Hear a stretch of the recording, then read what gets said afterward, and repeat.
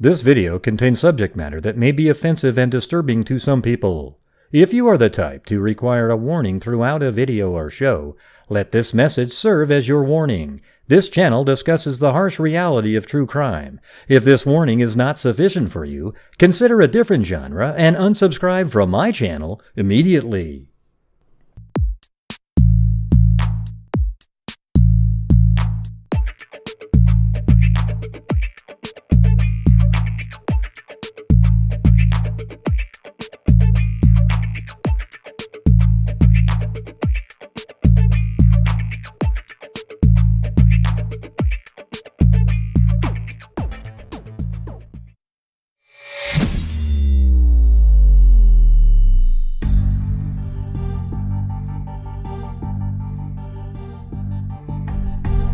What's going on, freaks? How's it going? Hey, look at that. It's Element Open. All right. Now I don't even have to remember to say, hey, it's LM, as in Element Open, from the Saturday Night Live days.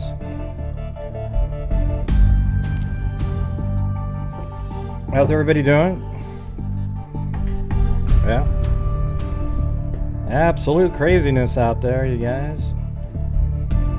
Unreal shit, really. I've noticed I cuss more now because I feel like I have to already. Yeah. So yeah, it's crazy out there. It's just so many. There's so much madness. There's this huge push. Slow Joe is the ringleader of the merry band of wackos. Or what do I call them? The just horrendous people. Okay, there's like a group of 5 or 6 of them, and they all think it's so cool to make videos to go after the family of murder victims. And so Slow Joe, Slow Joe is one of the most ridiculous people I've ever seen. Okay. He is literally he thinks he's so brilliant. Hey everybody, I think it's the mayor. Everybody at one point or another has thought the mayor, when he was in the press conference, he looked nervous in the background. I said it 1,000 times. Okay, what does that mean? Who knows? He's a young person. But is there any proof of any kind that the mayor in what used to be a mayor in Delphi has anything to do with the murders of Abby and Libby? And the answer is no. Now, there isn't one bit of information that anybody out here has about that. So a responsible person doesn't go in and start going into theories and bringing up stuff like that because he has nothing, there's no proof at all by anybody out there that he had anything to do with it. So that's why, these people don't care about stuff like that. They just bring up any name they want. It's almost like I said before, it's like the psychics who bring up every single possibility and they put it all over the place, and then eventually they can go back and say, see, I was right. Woo, woo, woo, woo, woo, woo. Yeah. It's sick. All right? And so on Slow Joe, the dipshit of the century, Slow Joe, he had a person, he was complimenting this other person who did a question and answer on Kelsi, and basically asking questions to Kelsi, Becky, and all these different people. And I thought we'd just go through those because there's almost always a completely different meaning to the comments that somebody made, and there's logical explanations for everything. It's ridiculous. The only thing that out there you could say is like when Kelsi said, oh, there was 10 or 20 people there. I saw them. There were people my age or something. She did say that at one point, but, she said that she was exaggerating at the number. But here, let me ask you guys something. What benefit does it have? Like, how is it nefarious that her memory is that she saw other people there when she dropped the girls off? What's nefarious about that? What are you trying to imply? See, these people are trying to imply that Kelsi has something to do with the murders. Not just... See, they always say they're not saying that. They're not saying that. Okay, if you're not saying that, then why bother talking about them? All right, why bother talking about them? Yeah, it's unreal. Hey, thank you, Kathy Freidenmaker. Hey, I was looking to see, there was supposed to be, I tried a new bot where it's supposed to thank people if they, please, oh, look at that. See, there it is. My bot said, Kathy Freidenmaker, thank you for the super chat. How cool is that? So I would have said it anyways, but it saves me time. All right, but I'll say it out loud. Anyways, thank you. I didn't even know that had that ability. That was pretty crazy. And yes, so right now the trolls, they show up and they're going to be watching. They're going to go, see, look at that. Gray takes super chats on the Delphi case. Yeah, I take super chats on this channel every single night. And I don't only cover the Delphi case.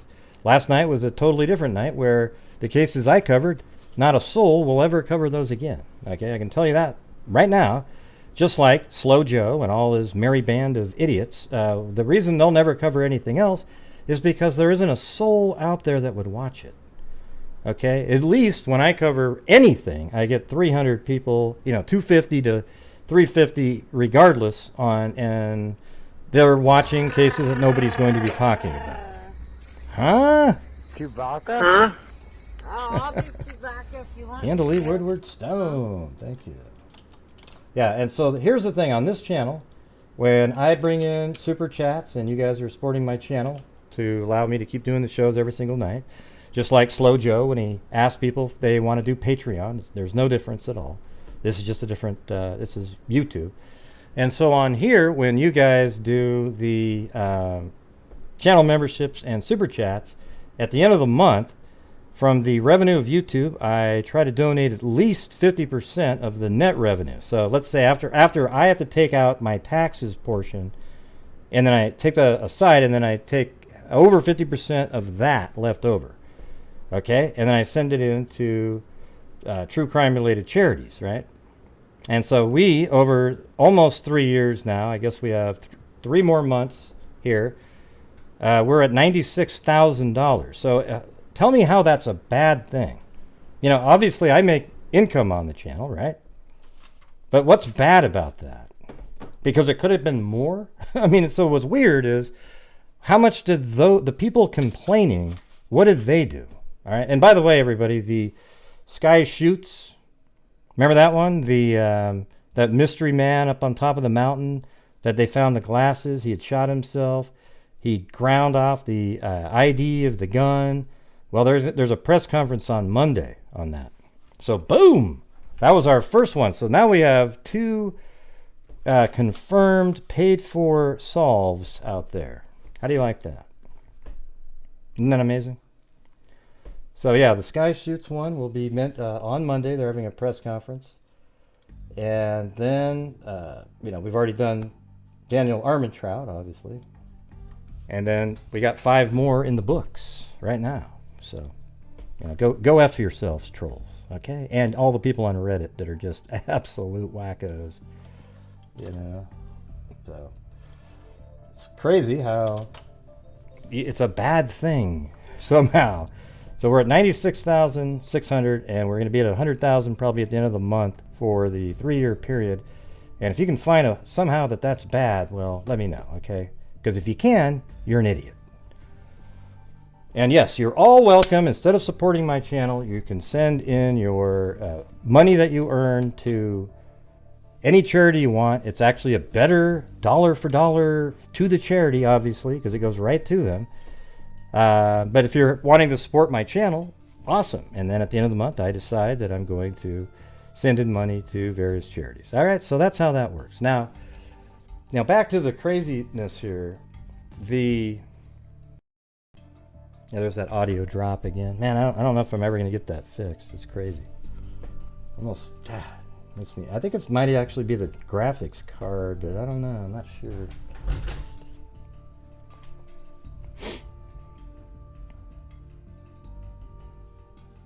Yeah, that's what they don't really get. And it's not just that. I mean, I actually do work. This is like, I do 16 hours a day of work. Okay. And that's not just on YouTube, you know.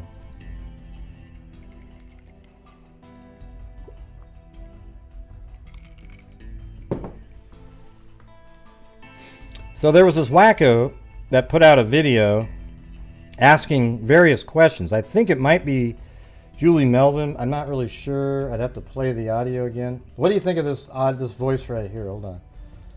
I don't know if it's her because it sounds a little different. But I do have the voice. It was also altered again. You know, from the people who always say, "Hey, thanks, Element Open." For the people that always say, yeah, you can't hide behind you gotta put your real face out there and everything. And yet, the same guy is supporting somebody who's using a fake voice. All right, you know her voice. Let me play this though, and you tell me what this who this might be. Maybe you'll know this person too. Hold on. Let me turn down the music a little bit. So who's this right here? 13-year-old Abigail Williams and 14-year-old Liberty German went missing from their hometown of Delphi, Indiana. I don't know if I have the pitch quite right, but do you think that could be... Their murdered bodies were found the next day on wooded private property adjacent to the Monon High Bridge Trail, part of the 10-mile Delphi Historic Trails system. What do you think? Everybody know that voice? Because that's the person who created this channel. Yeah, it doesn't sound... It might be the pitch, but the information that's on there is exactly the same garbage. Yeah, so it's like it's hard to get it right on the money. I know that the original audio is not correct.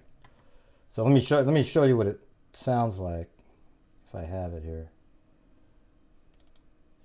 Hold on. The Delphi murders. See, listen. Questions for the family. See how that's that same stupid... sounds just like the one Melvin used? On February 13th, 2017, 13-year-old Abigail Williams. See, you see how that voice is just like that one that would leave me the messages? So that's what it sounds like there, and I'm just changing the pitch around to try to get it to... You can almost tell when it hits the right one, because then it sounds like a normal person. All right, so I don't know exactly who that is, but well, let's go over the questions. All right, so this just shows you how their minds think, how absolutely delusionally sort of connected to the they just can't... Everything that they think about is, how can I listen to what was said and how can I twist it into something nefarious? Okay, that's exactly what's going on here. And let me show you. I'm going to go through each question. There's some that I left out, like, you know, where's the proof Mike was at work? How come Cody, what car was he driving? You know what's weird is Cody was driven around that day. He wasn't driving. Okay, so Cody wasn't driving himself, and Derek had a license at the time. So these people don't understand what they're talking about. You know, Cody was being driven around. I don't know anything about his license. Cody's the, let's see, how is he? He's like a cousin, but he's actually was treated like a brother of Kelsi and Libby. He was just a part of the family. Was he an uncle, maybe? I can't remember. Yeah, I can't remember exactly how that went. It doesn't really, I don't even care. You know, like it just, yeah, that's right, an uncle. There you go. That's what I was thinking. Let's see. Yeah, they adopted him, and he's related to Julie Melvin. And Julie Melvin's got a lot of hate for some reason for the family, so she's always looking for some kind of an angle on how she can twist a knife in to completely innocent people, right? So here is the first question right here. There are a few of them here. Why did you drive two routes? I can actually answer these questions, right? So it says, this one's to Becky. All right, look how just great these are. Why did you drive two routes from Libby's home to the trails, looking for the girls in case they walked home instead of to Abby's house to see if they walked there, which is much closer? Well, because most people didn't even know that at the other end of the bridge is the private drive that leads out to the house. And the girls, how would they have known about that? You know, they were just going over the bridge and they're missing. So they thought, and they were supposed to go back to their home. All right, they were supposed to be given a ride, right, back home to Mike and Becky's house. So why in the hell would they walk over to Anna's house? That doesn't even make any sense. So of course they're going to look on the ways that would get back to their home first. And then later, and they also knew that Anna was at work, right? So then they got a hold of her later. I mean, these people, but you can tell they're trying to look, how can I word something that make it confusing? Are you guys even paying attention to this? No, she never meant well. You know how you know? I knew that a long time ago at Real David, is because early on, she used to, she actually said that in the image of the bridge guy, she was telling people that the bridge guy had a forceps underneath his jacket. You could see it, the shape of the forceps there, because he was going to perform an abortion on the other side of the bridge. She was telling people that over and over and over again, and that's true. And she might deny it now because it's embarrassing, but that's the kind of brain that she works with. It's ludicrous, okay? It's been said in interviews that the Williams home was only visited to look for Abby's mother to inform her that the girls were missing. Well, she was at work, okay? How did you know the girls would not be at Abby's home? You know, what kind of a question is that? How did you know the girls wouldn't? See, they're wording it in a way that assumes guilt. Now you have to explain yourself out of it. How did you know the girls would not be at Abby's house? Oh, they might not even have thought of that. Why would you even think of it? They're at the park and they're supposed to go home to Mike and Becky's place, right? Why would they look over there? See, that's just a question you want an answer for because I don't know how to word that. It's that same way when somebody says to somebody, what is the one? How many times, like how often do you abuse your wife or something, right? When they say that kind of stuff. How often do you abuse your wife? Well, the question, you didn't even establish that the wife was ever beaten, but you say that implying that, well, it's already known, so let's go move forward here. So that's how these questions are all the way through here. So that's one. The second one is right here. It says, have all of Libby's old journals been turned over to law enforcement? Well, first of all, what business is it of yours to know the answer to that question? And I'm sure law enforcement has looked at the notebooks and so forth, all of her journals. I'm sure they've asked themselves, so what business is it of yours to get to know the answer to that question? I mean, they don't have to answer that shit, and they shouldn't. It's crazy. I mean, who even thinks of shit like that? See, you would think of that because you're thinking, oh, they're guilty. Somebody's guilty. Ooh, what was in that journal? Ooh, ooh, ooh, ooh, ooh. All right, now we're on another one. Were both adult male children in the Patty household driving without valid driver's license that day? And the answer is no. Okay. The answer to that question is no, and they just didn't care to look it up because they believe in the conspiracy theories out there. All right. Cody wasn't driving himself around, and I actually think it was, I can't remember if it was Tara with Cody or Becky with Cody driving around. I think it was, I can't remember the exact order, but he wasn't driving, and Derek did have a license that day. Yeah, because he could drive. It was later on that Becky told me something happened, like what was it?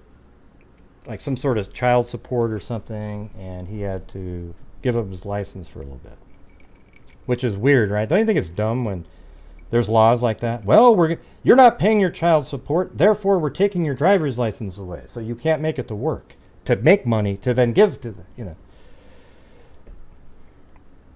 Hey, thank you, Tracy Seamer. Appreciate it. Yeah, excellent. All right, so anyways, that one's a no-brainer, done. Now we're moving on to question number 4 by the Wacko Train. Here we go. Kelsi has said that she and her friends were watching movies with the girls on the night of February 12th. Who were these friends, and I'm so proud to can be they part of verify this this? community. Did these friends also sleep over? See, I don't need to have verification for this stuff. And why should they have to keep verifying all these different things for you because you think they're guilty of something? Why do they need to, who are these friends? And can they verify this? Did these friends also sleep over? Ooh, wow. It's complete lunacy.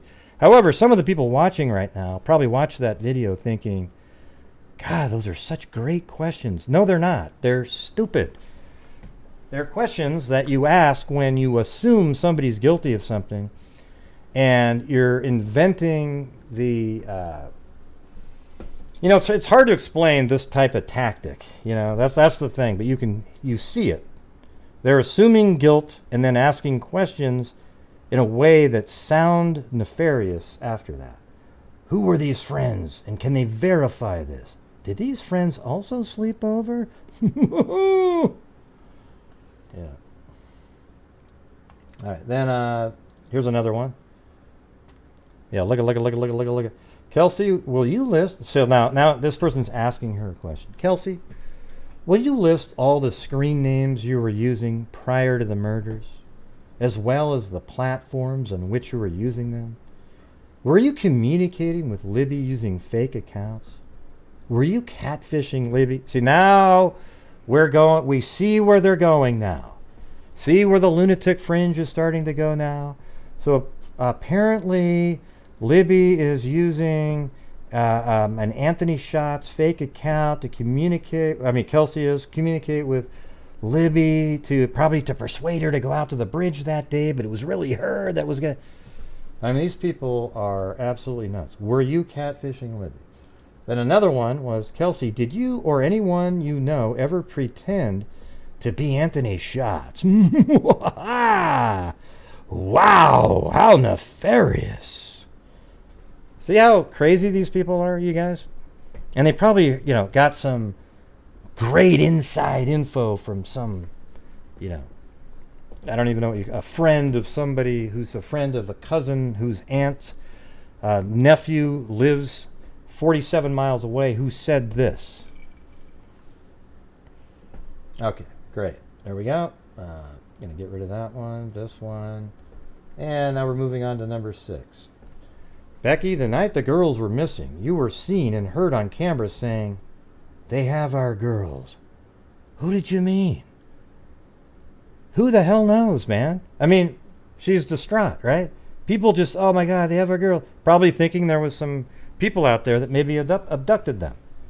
And plus, you left out the context of where she said this and any way to reference it in context.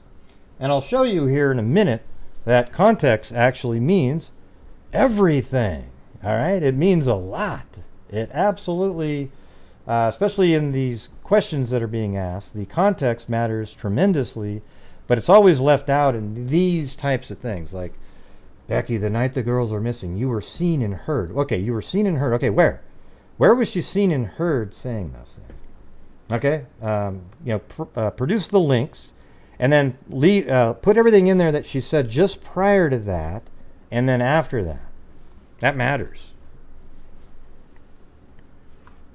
They're coming to take me away, ho ho, hee hee, ha ha, to the funny farm.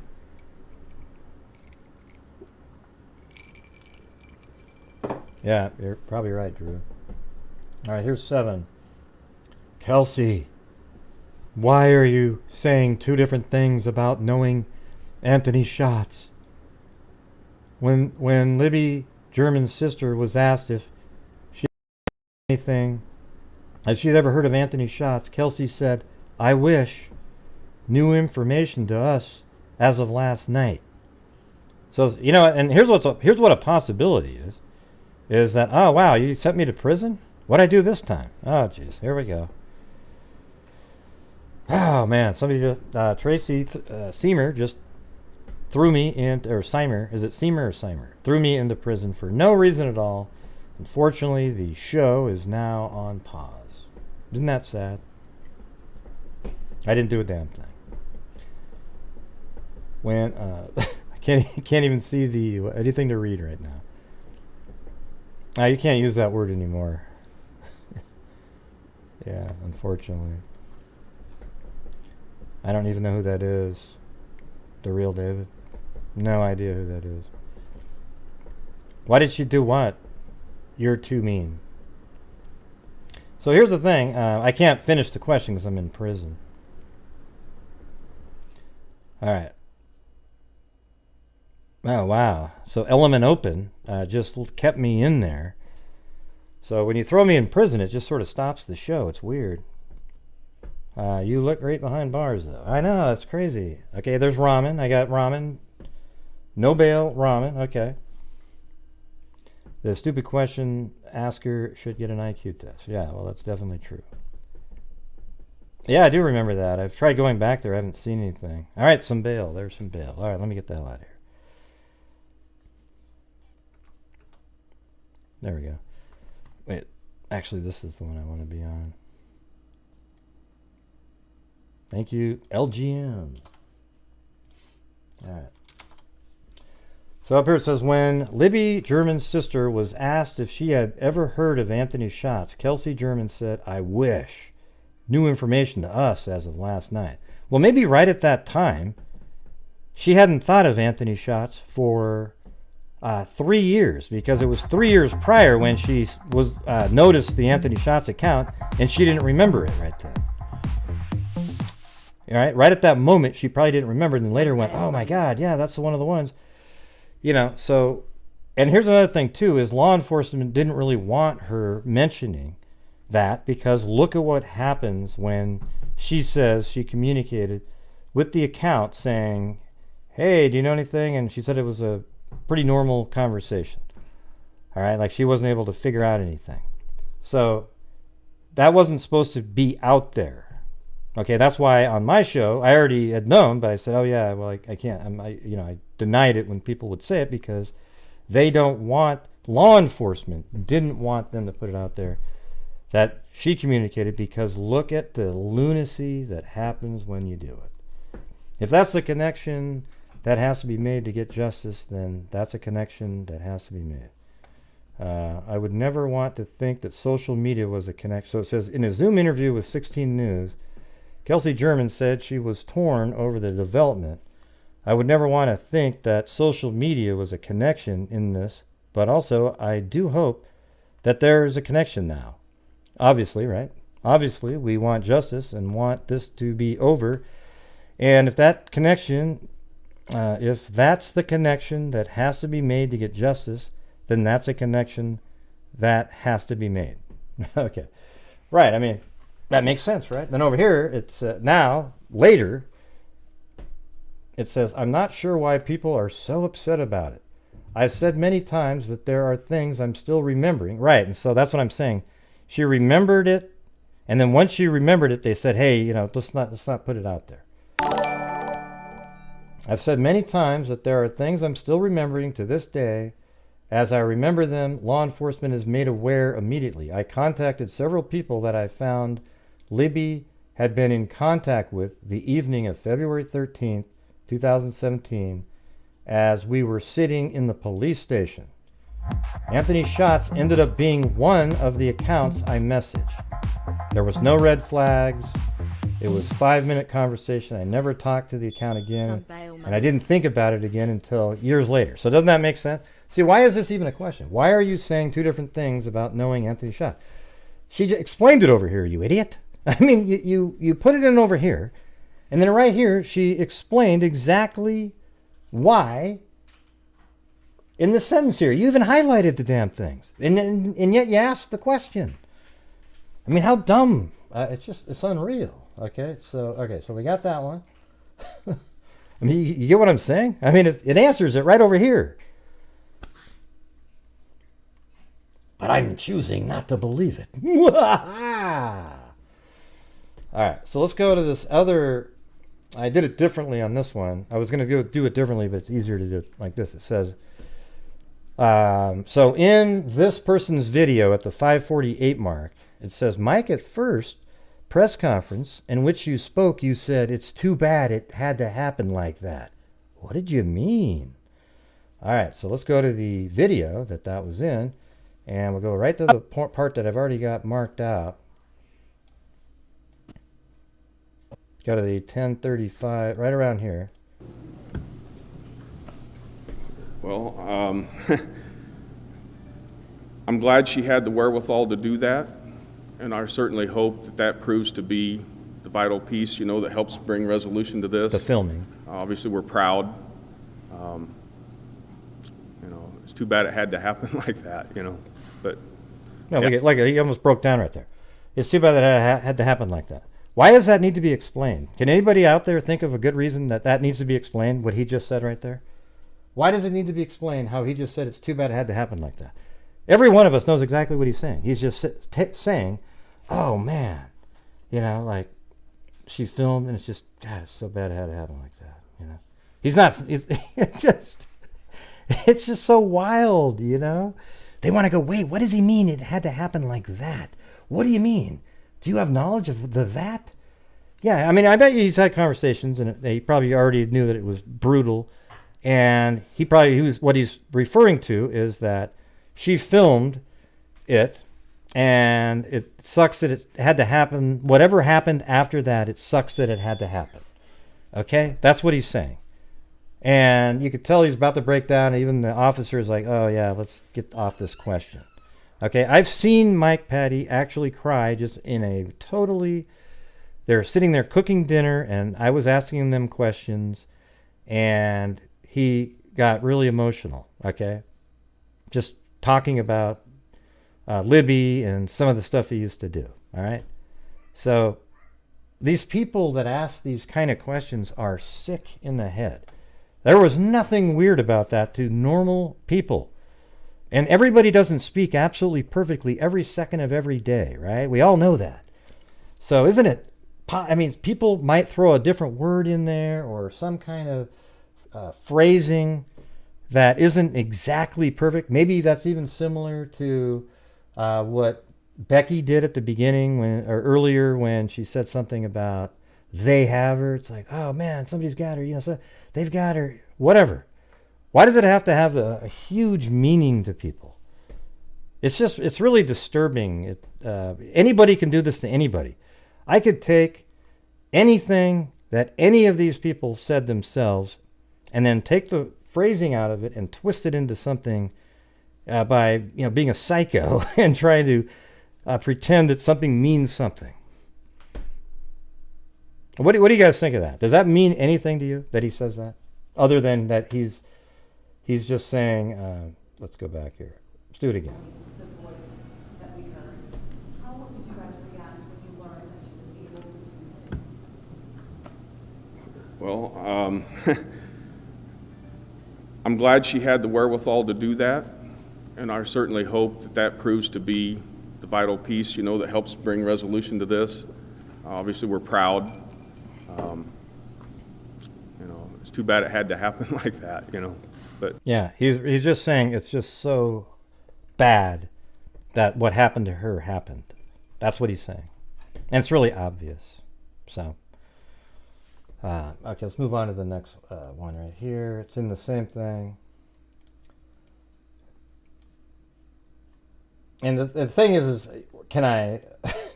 I'm just telling you what I get from it. And I think most sane people heard exactly what I just said. Now, if you want to be a psycho conspiracy nut job person, you can take every sentence that anybody makes and turn it into something. Just like Slow Joe and the Merry Band of Dipshits, where he says, when Becky's in the room and there's a book called Promise Not to Tell on the bed, and Becky slid it off the bed on purpose because she wanted to sort of hand it to James Renner in a sneaky way.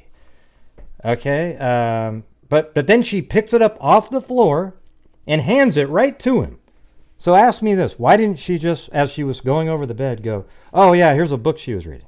What difference would that have made? See what I'm saying? But you can turn that into something. oh my God, look at that. She slid. Nobody does that with a book. Ooh, ooh, ooh, ooh, ooh. And turn it into this crazy, dumb, Slow Joe is just that. He's dumb as a box of rocks. He is, people just think, oh, wow. But you have to be dumb to think the way he does, all right? Unless you're being really nefarious and you're actually trying to con the people that watch your show. Because you know that, okay, the rational views and everything like that grouping or that lane has been filled on YouTube. Let me do the other way. Yeah, because there's all these people out there that are just hungering for some crazy wild ass conspiracies. So we're going to come up with this weird stuff that makes no sense. Hey, thank you, Quietly Frozen. The coolest name in YouTube history. All right. Slow Joe. God, what an embarrassment. All right, so we're going to move on to the next one in the same list here. So it says, Mike, how do you know Abby and Libby never left one another's side? Wow, how did he know that? That is incredible. What a great question. Whoa, wow. And see, this is when you start seeing this in context and what this person's trying to imply, just realize every single bit of the rest of the video is exactly the same way. All the stuff that this person's talking about is intentionally put out there to deceive and trick people into feeling a different way. Okay? And according to them, me and a whole bunch of other people work in a group of people that are putting out the narrative that the Patty families paid us to say. Ooh, ooh, ooh, ooh. God, that makes it even more interesting. See, what they try to do in the crazy-ass Slow Joe community is they try to turn it into like a wrestling situation, right? Where you got the good guys and the bad guys, and then they go back and forth, and it's just... You guys know what I'm talking about, right? Huh? What are you talking about, Leos? Rick Snay. Gray. And then it says, called you names. You could remove him. What does that mean, Valeos? Who's called people's names? I don't even know what you're talking about. Who's this Valeos guy? Is he one of the trolls that are like, sort of a shadow troll who joins as a channel member and then... I don't even know what that means. Huh. I don't get it. Confusing. The case remains unsolved. Yeah. Okay. Let me get the...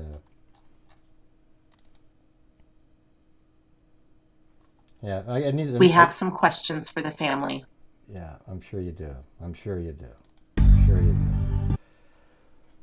And none of them are ones that they need to answer for.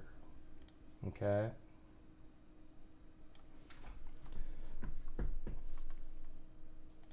All right, so somebody go up in there and time out that wacko, and if he comes back, I'm going to put him on timeout.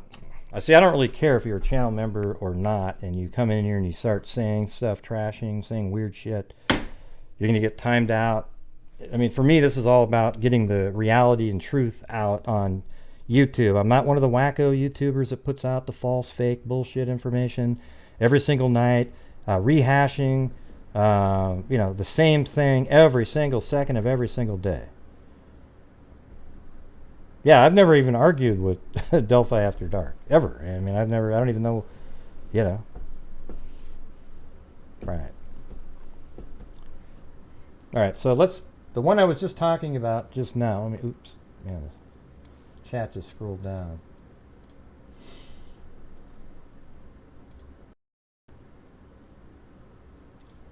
Let's see. Okay. So it said right here, how do you know Abby and Libby never left one side? Because at that same press conference, he says they never left their sides. And then they go, how does he know that? Wow, how did he know that? Jesus, oh my God, how did he? Yeah. Let's see. Let me show you how it's worded. Hold on a second. So this is at 11:16. Okay, hold on. You get to hear it. Kelsi, this is what you said to Crawl Space podcast hosts Tim Polari I gotta go back a little bit. realizing that he's the person.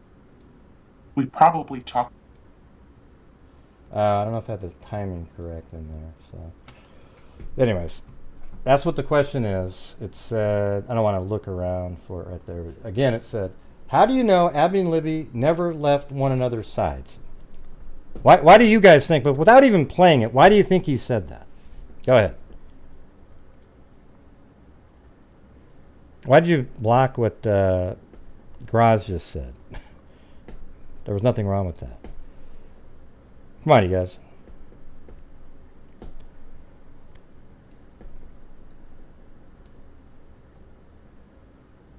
Or did he remove it? I don't know if he... I don't know. There's nobody that looks like anybody did that or not. What pictures? I don't get it. Oh, yeah. No, but why do you think he would just say that? Like, when I listened to it, my first thought was, that's just what he thinks, you know, because they really cared about each other. They weren't going to let... Yeah, there you go. Lily and Gail just said it, right? So, listen to this. So, we're going to go right to... Oh, yeah, I know where it is now. Hold on, let me get back to this. I was looking at the wrong one. So, this is 3... Here's the question. Just a second.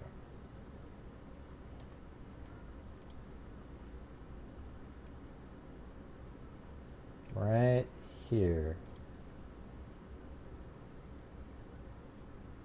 Mike, how do you know Abby and Libby never left one another's sides? How do you know Abby and Libby never left one another's side? As if he said it like, I know. I mean, it's just... here we go. Well, first off, I'd like to address that is both the girls were heroes.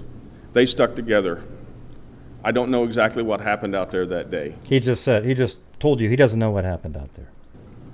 But I imagine there was probably an opportunity for one or both or to separate and try to make a break different ways.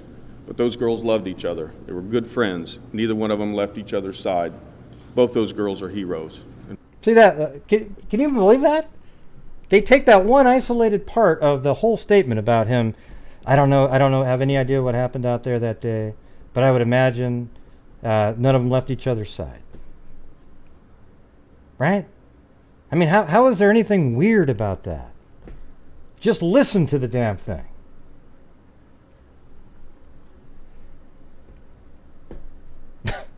Hello, come on, you guys. How far behind are you guys? You guys are just way behind on the comments. Here, listen. Well, first off, I'd like to address that is both the girls were heroes. They stuck together. I don't know exactly what happened out there that day. They stuck together. I don't know exactly what happened out there that day. But I imagine there was probably an opportunity for one or both. I would imagine there was an opportunity for one or both of them to get away. Both or to separate and try to make a break different ways. Right. But those girls loved each other. Those girls loved each other. They were good friends. They were good friends. Neither one of them left each other's side. Neither one of them left each other's side. Probably because they were found next to each other at the end.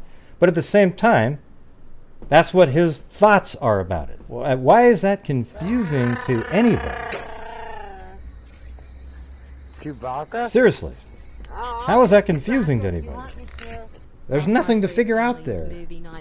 And see, once you see this right here, what speculation, William? What speculation? He just told you what he was thinking.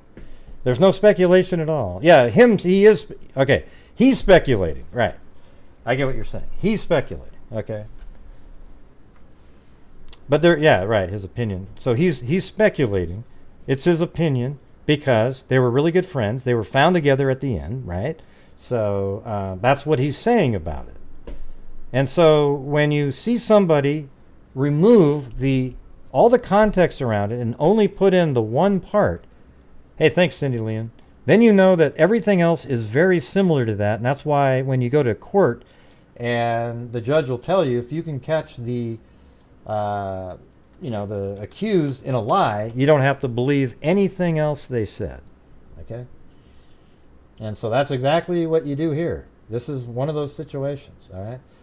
So let me go to the next question right here. It's 536. Kelsi, what did you mean when you told Doug Carter that everyone goes down the hill? Oh my God! Wow, what a great question! Absolutely fantastic. One of the best questions. Well, actually, it sucked. Okay.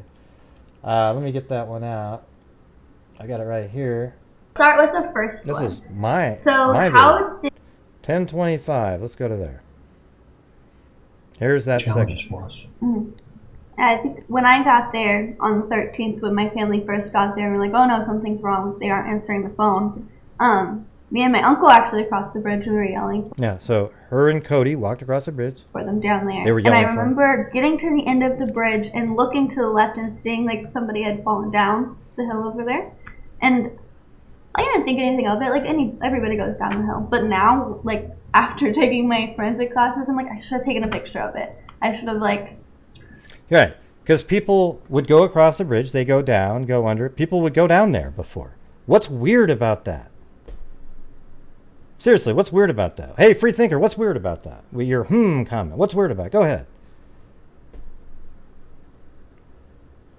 I don't even know if he has dry humor, William. I've never seen him even crack a joke. He's just kind of... His funniest joke is, hey, we ate good pie and food. Wow, what? Go ahead. What's the wow, everybody? We got a wow and a Probably from Slow Joe's Wackos. So anyways, what does this mean? What is weird about what she just said right there? Everybody goes down there. Yeah, they cross the bridge, they go down there. A lot of people would go down there. What's weird about that? Especially after this, people would go down there all the time. So she could be referring to that too. They're just these nitpicky, ludicrous questions. Anything that they can do to keep implying the same thing over and over and over again. All right. All right, so now we're going to go back to the other way we were doing it a minute ago, where we just play various clips. Don't you just think it's insane, you guys? These questions that are being asked. And everybody under is going, wow, what fantastic questions. Ooh, ooh, ooh, ooh. They're terrible. They are just absolutely meaningless drivel. Now, you don't have to believe me, but I'm just telling you that is the reality here. These are the kind of questions that make me angry when I'm doing a show on anything.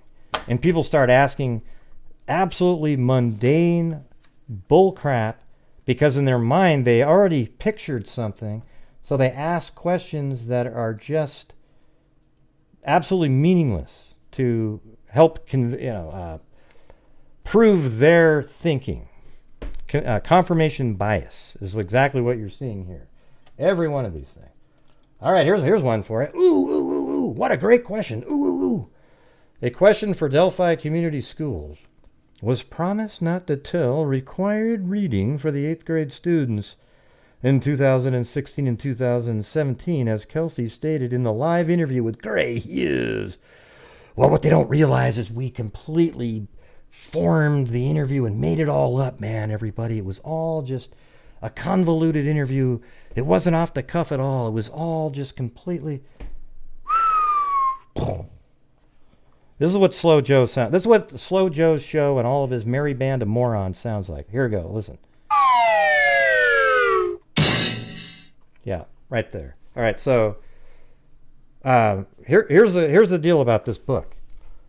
She's reading a book, and Becky said, "Oh yeah, you read it for school." Oh, it was required reading. I mean, it could just be that she was required to read a book, and that's the book she chose, right? Does the book itself have to be required reading? Or could it be that she was required to read a book and this is the one that she chose to read to do a book report on? Yes. That's the answer. All right. I'm sure, but see what I'm saying? How nitpicky this shit is right here? How ludicrous that is? Because they're going off of the promise not to tell being slid off the bed. Oh yeah, you remember that when he pulled the bag with the, she was putting something in it, and look at Graves doesn't believe this. Graves doesn't believe, and he slid it like this, and look at the book fell down, and look at, then she hands it to James Renner. Real sly one there. Real sly one there, Becky was. She pulled the book off the bed, and then she picked it up, and yeah, well, guess what? She picked it up off the freaking floor and handed it to James Renner. Why didn't she just see it on the bed and go, oh, hey, by the way, James Renner, look at this? What difference would it have made? Nothing. But it looks so much cooler to tell a story. Thanks, Georgina Stoliker and Quietly Frozen. The coolest name in YouTube history. Yeah. All right. So now we're going on to number 10 here. Ooh, ooh, ooh. They're all just awesome. Are there any... Look how great this one is. The whole... Why is the sweatshirt thing this huge conspiracy to anybody? Who cares, man? It's like, are there any sweatshirts that are missing that Libby may have had with her that day? Describe them. When did you tell law enforcement you gave the girls sweatshirts, jackets, hoodies? Was it when you were giving their descriptions? Or did law enforcement tell you they found Kelsi's sweatshirt somewhere else and asked her how it got there? Man, here's what's going to be hilarious. When this case is solved relatively soon, these people are going to look... I'm going to have this shit on, like, what do you call it? Just on a wrist... recycle or whatever, where it just keeps playing over and over and over and over and over and over and over again. It's just it's unreal, the stuff that these people have been saying. And I actually think every one of these people should be sued for slander or defamation. Yeah, repeat. There you go. Repeat cycle is what I was looking for. All right, Linda Howe is in Linda Molden Howe of the Cattle Mutilations and Crop Circles. Yeah. Yeah, loop that's probably what I was looking for too. On a loop. You guys are so far behind, it's amazing. You're like 15, 20 seconds behind me. So is this a good question to any of you? Like, do any of you really care? When did you tell law enforcement you gave the girls sweatshirts, jackets, hoodies? Was it when you were giving their descriptions, or she's said about giving a sweatshirt for a long time? Why do we need to know any of this stuff here? Listening, Ocean Wave. All right, now listen to this one here. See, everything, they're trying to tie everything together. Like somehow, here's what I bet you the theory is.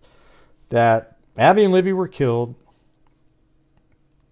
so that they could have this huge fund being, like it's almost all intentional to build up a fund and a ballpark to generate money. That's what they think. It has to be something like that, because here's another one. How much money has been raised to date in the girls' names? And by the way, who owns the ballpark? Does anybody know the answer to that question? Isn't it the city that owns the ballpark? All right, so anyway, it says, how much money has been raised to date in the girls' names? Who or what entity is managing the funds that are raised? Okay, it's not the city, so who owns it then? Element open. Is it owned by them? Like they're building a ballpark, like they purchased the land and built a ballpark for the city? No, it's a non-profit. Okay. Who or entity is managing the funds that are raised? Or on what has the money been spent? Well, I'm sure they have books. If it's a non-profit, they got to have accounting for everything that they spend money on. Right, it's through a nonprofit. Yeah, okay. Where will profits from the ballpark be directed? Are there plans to develop a scholarship or some other way to honor the gifts, or are the families keeping the profits generated by the park into perpetuity? And no, they're not. Okay. When was the very first meeting about the ballpark, and who was at the meeting? So Anna Williams is also part of the ballpark, right? You know, she's part of the whole thing. You know, I mean, that's a good idea, actually, having it be a non-profit. That way, you could do something like that, start a scholarship fund or something. But why do you need to know the answers to that question? I'm sure since it's a non-profit, you can probably get their statements out there somewhere, right? You ever thought of that? What's this calm down person doing? What happened?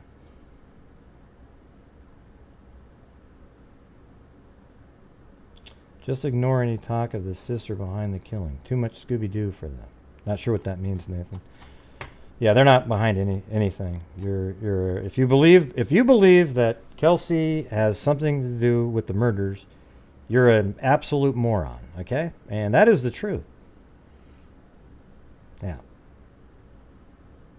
Hey, Lena Beiser, I'll do my show the way I feel like it. I don't need you to have any input at all on how I do anything. Thank you.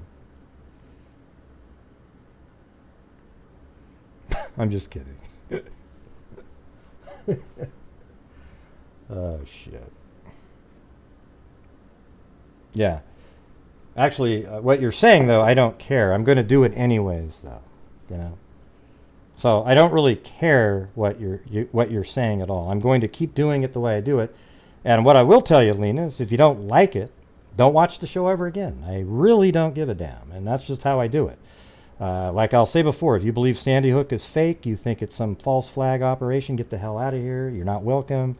If you go over to Slow Joe's channel and make positive comments, you're not welcome here. I'll block you immediately. It's just the way it is, man. It's just the way it is. If you don't like the way I do it, don't watch. I don't need your input on how to do my show whatsoever. I do the sound effects because I've been doing it for years. I just do it, okay? And I'll just keep doing them right now. Let's see, what else do I got? Evil can never be dead enough. All right, I got that one. How about these ones? I like these ones too. Listen. You know, that's just one step above stupid. I like this one too.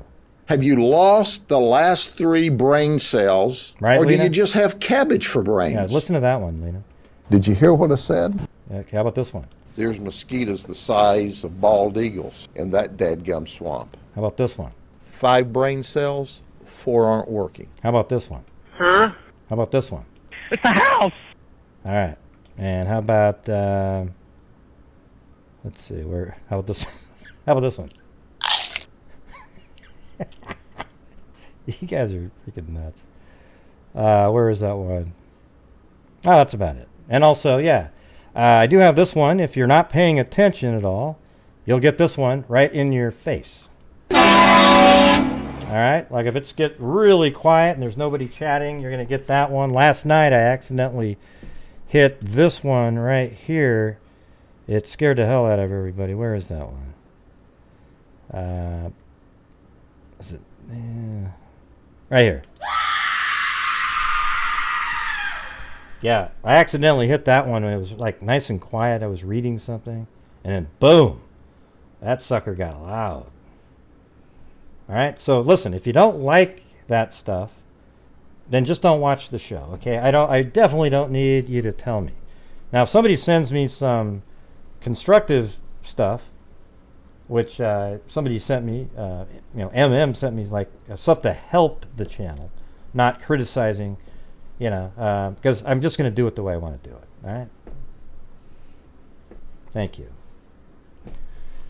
All right. So, and the thing is yes, I don't make jokes about the case, but every once in a while I try to make people laugh about something else, because when we're doing these cases, it's absolutely horrendous, right? The shit that we talk about on this channel. We don't just cover the Delphi case. We cover I've covered way over 1,000 cases in the last 3 or 4 years, okay? And we cover a whole bunch of them for extensively till we get it figured out, or sometimes they're just one night. Like last night, we covered 2 that have almost no information, but at least they're out there. And one of them, somebody actually related to the case, emailed me afterwards, but based on what they said, I was like, ooh, I don't know if I want to touch that one. Right. So, the thing is if you feel that, like you can just come in and start telling somebody how to do a show like that. I mean, that's surprising. Really weird. Anyway, so all this stuff right here, why hasn't private investigator been hired with the funds? See how stupid that question is at the end here? From the money brought in to the ballpark, this moron asks, why hasn't a private investigator been hired with the funds? Because that's not related to the ballpark. And not only that, they trust law enforcement and the FBI and everybody else to get this thing solved. Okay, so they don't feel like they need to get a private investigator. But let me ask you this. How would a private investigator, what would that have to do with the ballpark? Anything? I have no idea what that even means.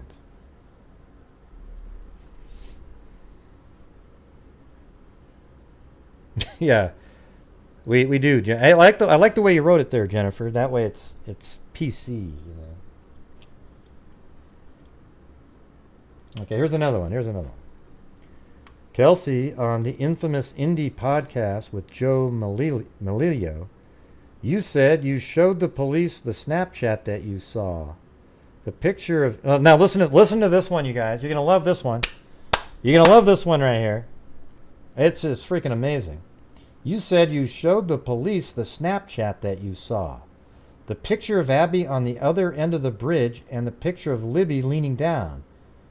It's of the High Bridge. That's what she said. And then she said, what other picture of Libby on the bridge? Well, just read the damn thing. Just read it. She said, the picture of Abby on the other end of the bridge and the picture of Libby leaning down, it's of High Bridge, is what she said. So that's the other shot, the black and white one. She's bent down, taking a shot of the full length of the High Bridge. How come you can't just figure that out? It says it right here. It's of High Bridge. See that right there? Libby leaning down, and the picture it's of High Bridge. It's already answered right there. How did you not pick that up? It's right there. And yet you're trying to put it out there like, whoa, there's this other picture. You guys have seen them all, right? You've seen the one where it's the black and white, the full-length shot of the bridge. Then there's the one of Abby in it.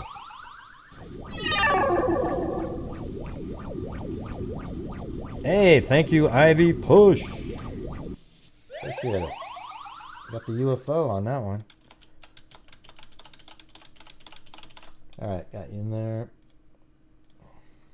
Do you understand what I'm saying here? Is anybody confused at what I just read there? When I read this, I went, oh, yeah, I mean, yeah, so the 2 photos we've seen.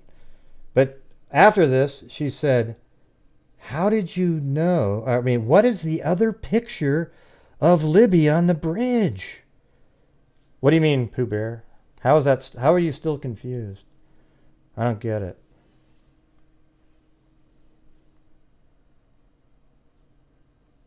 I'm going to have to hit that horn button there in a second. Can you quit communicating with that person, Shogun? Thanks. Every time you type the person's name in, it bothers me. All right, let's see. Not confusing at all, Grace. Some people just have 0. Huh? Hold on a second. Huh? Thanks. All right. All right. So let me see if I can. I don't remember where in the questions that was now. Let me see if I can try to find that so I can get the actual comment that the person made. So hold on.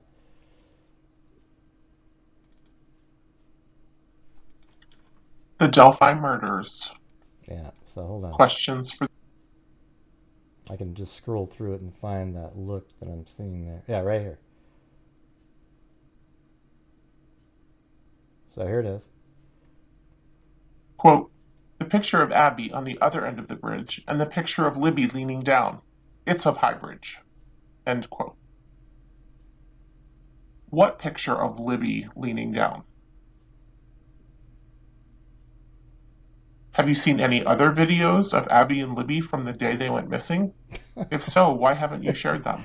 Yeah, because she's talking about the two that we've seen. The first one is the here. I'll just go to the folder so we don't even have to wonder. Hold on a second. Oh God, it's just unreal. It's so easy too. It's just like the Kanika Jenkins case. It's so easy. It's just.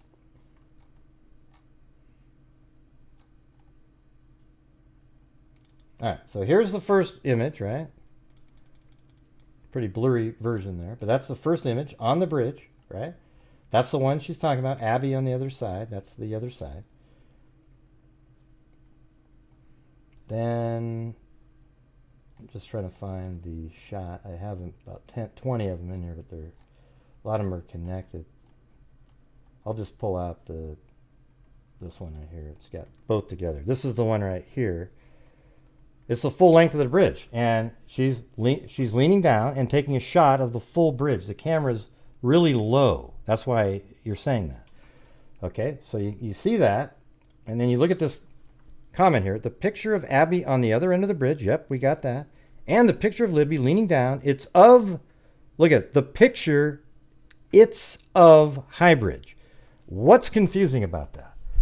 There's nothing confusing. The other image is that one right there. All right. Hey, thanks, Lynette Burns.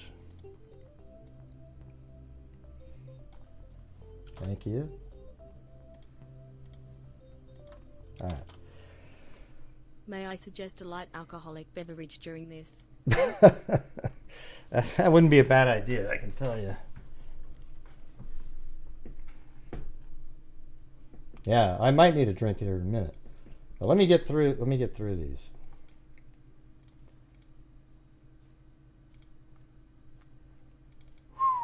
Wow. Unreal. Okay, here's another one. Kelsi, what was this tweet about just hours before you dropped the girls off the trail? Oh my God, it must be something really nefarious, everybody. Some boys are incredibly dumb. What does that mean? At 10:36, 3 hours before she dropped the girls off, she said, "Some boys are incredibly dumb." That is such an unusual comment for a 16 or 17-year-old girl to make, isn't it? Some boys are incredibly dumb. Who gives a shit? Okay? What does that mean? Why does that have to be explained? Some boys are incredibly dumb. Okay, yeah. Does that seem weird to you or nefarious? Do you need an explanation for that? It's insane, isn't it? Some boys are incredibly dumb. Let's see, what could that mean? She's referring to some cousin of Anthony Schatz, and then somehow like she was mad, and then I can't even come up with something. What difference does it make? Can somebody try to type in some way that could mean something? Go ahead. I'm waiting. Come up with some reason that means something. Just a wild theory, even. Yeah, well, it doesn't pertain to anything, Toyer. It's just a comment she made to somewhere on Twitter. She made a tweet 3 hours before the girls were dropped off and said, "Some boys are incredibly dumb." Who cares? It's accurate. It's just what girls might type in. She might have just gotten in an argument with her boyfriend or something that she's going to go see, or he said something stupid, and he goes, "Oh, some boys are incredibly dumb." But why do we need to know the answer? See, I don't, man. I really do not need to know the answer to this one. I don't care. There's nothing significant about that.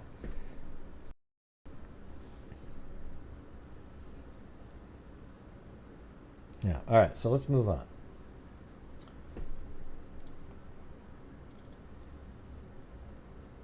Oh yeah, why didn't anybody hear Derek yelling for his daughter, Libby? Maybe because he walked down below and he was maybe yelling her name down there when he walked down the 505 trail. Are you implying that he was never really there, or like wasn't really looking for her, or what? Wait, what are you trying to imply with that one? Why was Tara sitting with Derek in his car? Well, maybe because after he went to down 505 and then he went to the Freedom Bridge and back, he came back and then they sat in the car for a minute to think about what to do next. Who cares? And then why didn't Tara or Derek ask Cheyenne if she'd seen the girls? Who knows? I mean, but why do you need an answer to that question? It's like saying, why did somebody get out of the car and they're right-footed, but they stepped out with their left foot first? And it's a little odd, right? She parked the car, she's right-footed, but stepped out with the left foot first. Wow. Well, it's a little bit weird to step out with your right foot if you're driving, right? Because you'd have to spin all the way around, perpendicular to the driving seat, and then step out with your right foot. Or have this really convoluted sliding over thing where you step out with your right. Yeah, you see what I'm saying? It's just, it doesn't mean anything. Why didn't Tara and Derek ask Cheyenne? Did they see her? I think maybe she saw Derek or whatever. It's just, who knows? The answer to it is not going to be nefarious. Yeah, I wonder what goes through these people's mind, right? Like, what's in their head that makes this seem nefarious to them? What's their full story that they're working towards? Well, hey, that's what I'm going over right now. I can't solo her. I'm not going to ignore it, okay? And I until this kind of shit gets shut down, I'm not ignoring it, okay? Yeah. Well, I want the rational people to see it, and I think everybody, when you see this kind of stuff, should take action. That's not good, all right? So here's another one. I think he is somebody close to it. So this was said on November 20th, 2019, which is a year before the Anthony Schatz, well, actually 2 years before the Anthony Schatz information came out.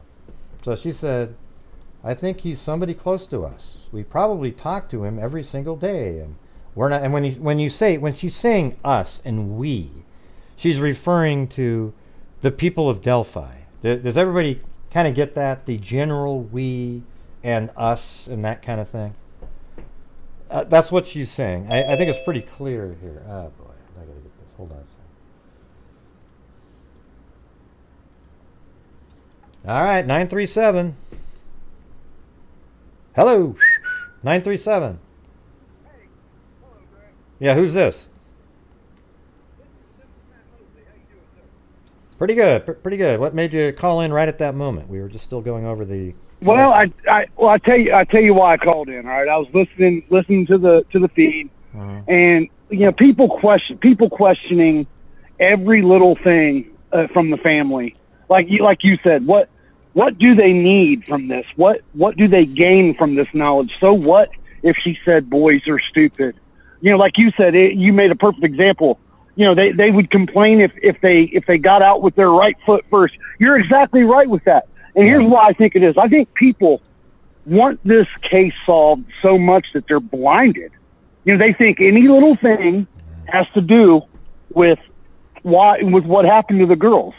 And I think they lose reason. They lose any mental accountability when all you got to do is just have a. I know what you're saying, but I actually I disagree that these people want it solved, because here's I guarantee you this: if tomorrow an arrest was made and they brought in Tony Klein and brought him into the office, and then he was charged with murder, they would go, no way, there's no chance, man, because they got to keep their theory going, and they'll keep a whole new sort of thread going because they don't want it solved.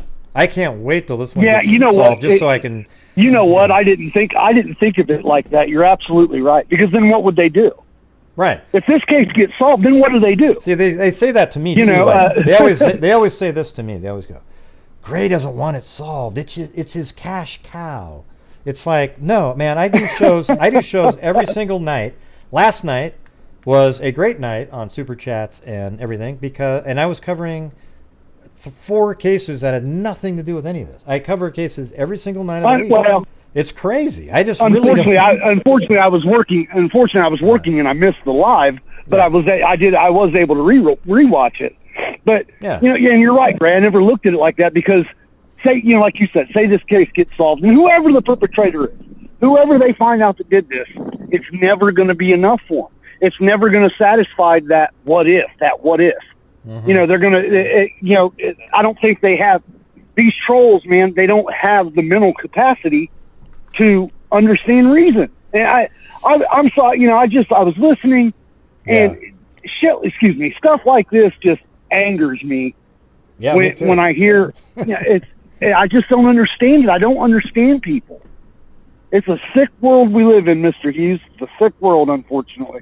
Well, I agree. I think it makes you nervous about the jury. But I think the jury pool out there, right? Like, you have to go to court for something. You realize that the same morons that are in those chats going, great stuff, they might be sitting on that jury, and you're just like, wow. Yeah.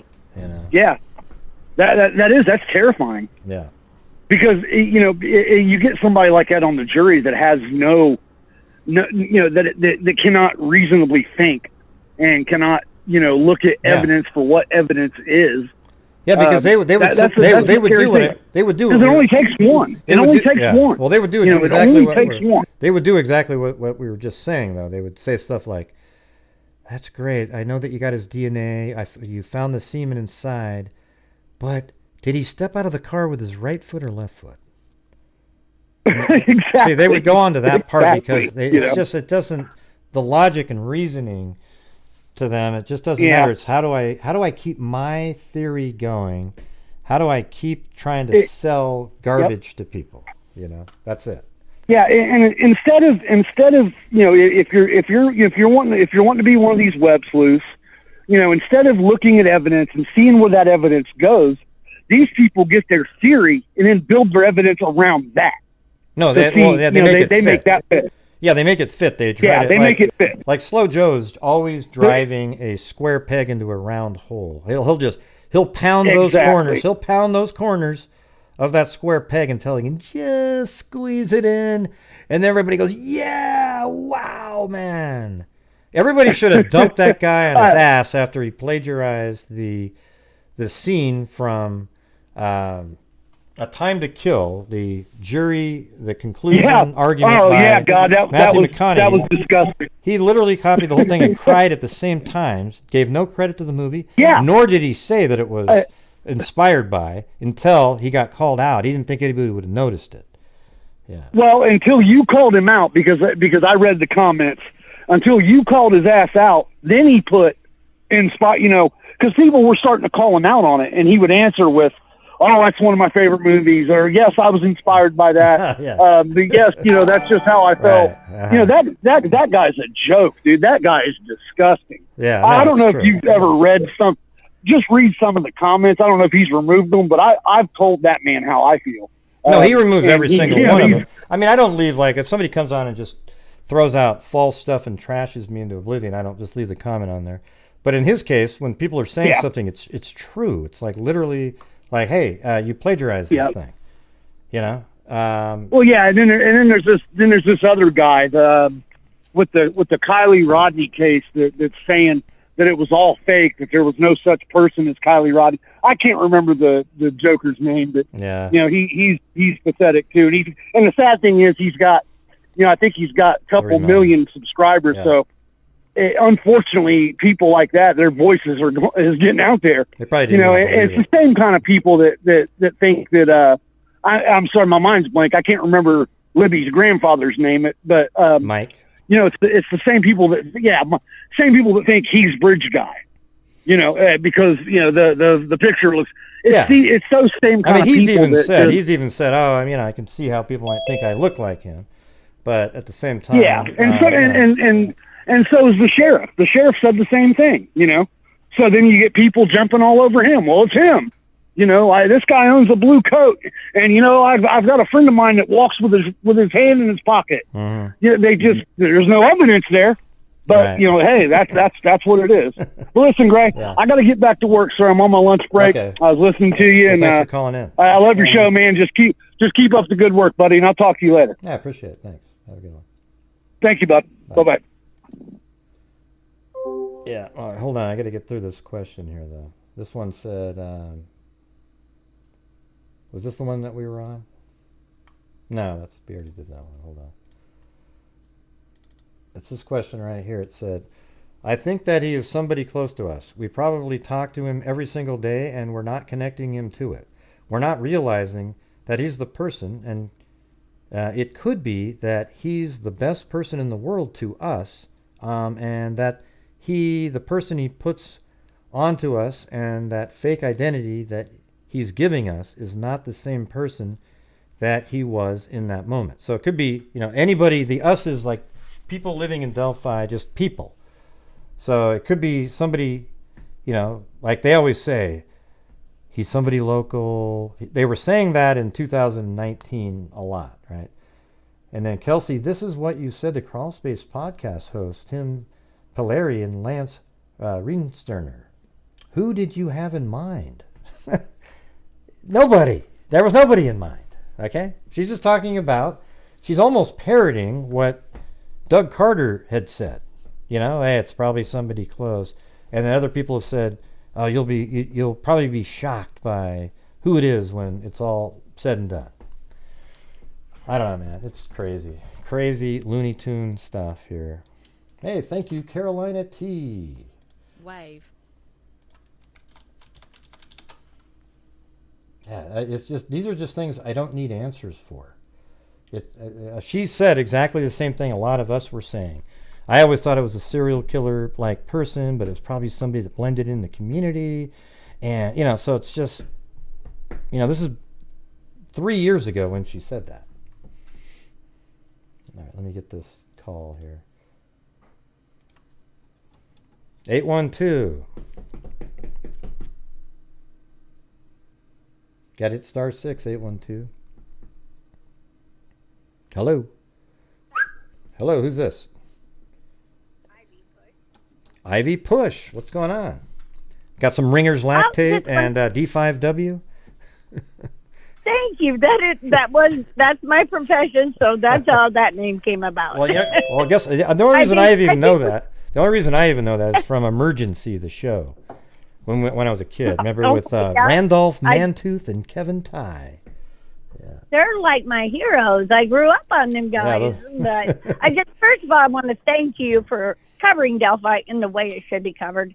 But I want to also thank you for all the other cases that you cover that don't get any coverage at all. And I do watch a lot of your shows. I may have picked up on the rerun. Mm-hmm. I may have been attacked personally. I don't care. I got pretty thick skin of being a family. I've been poisoned by the family.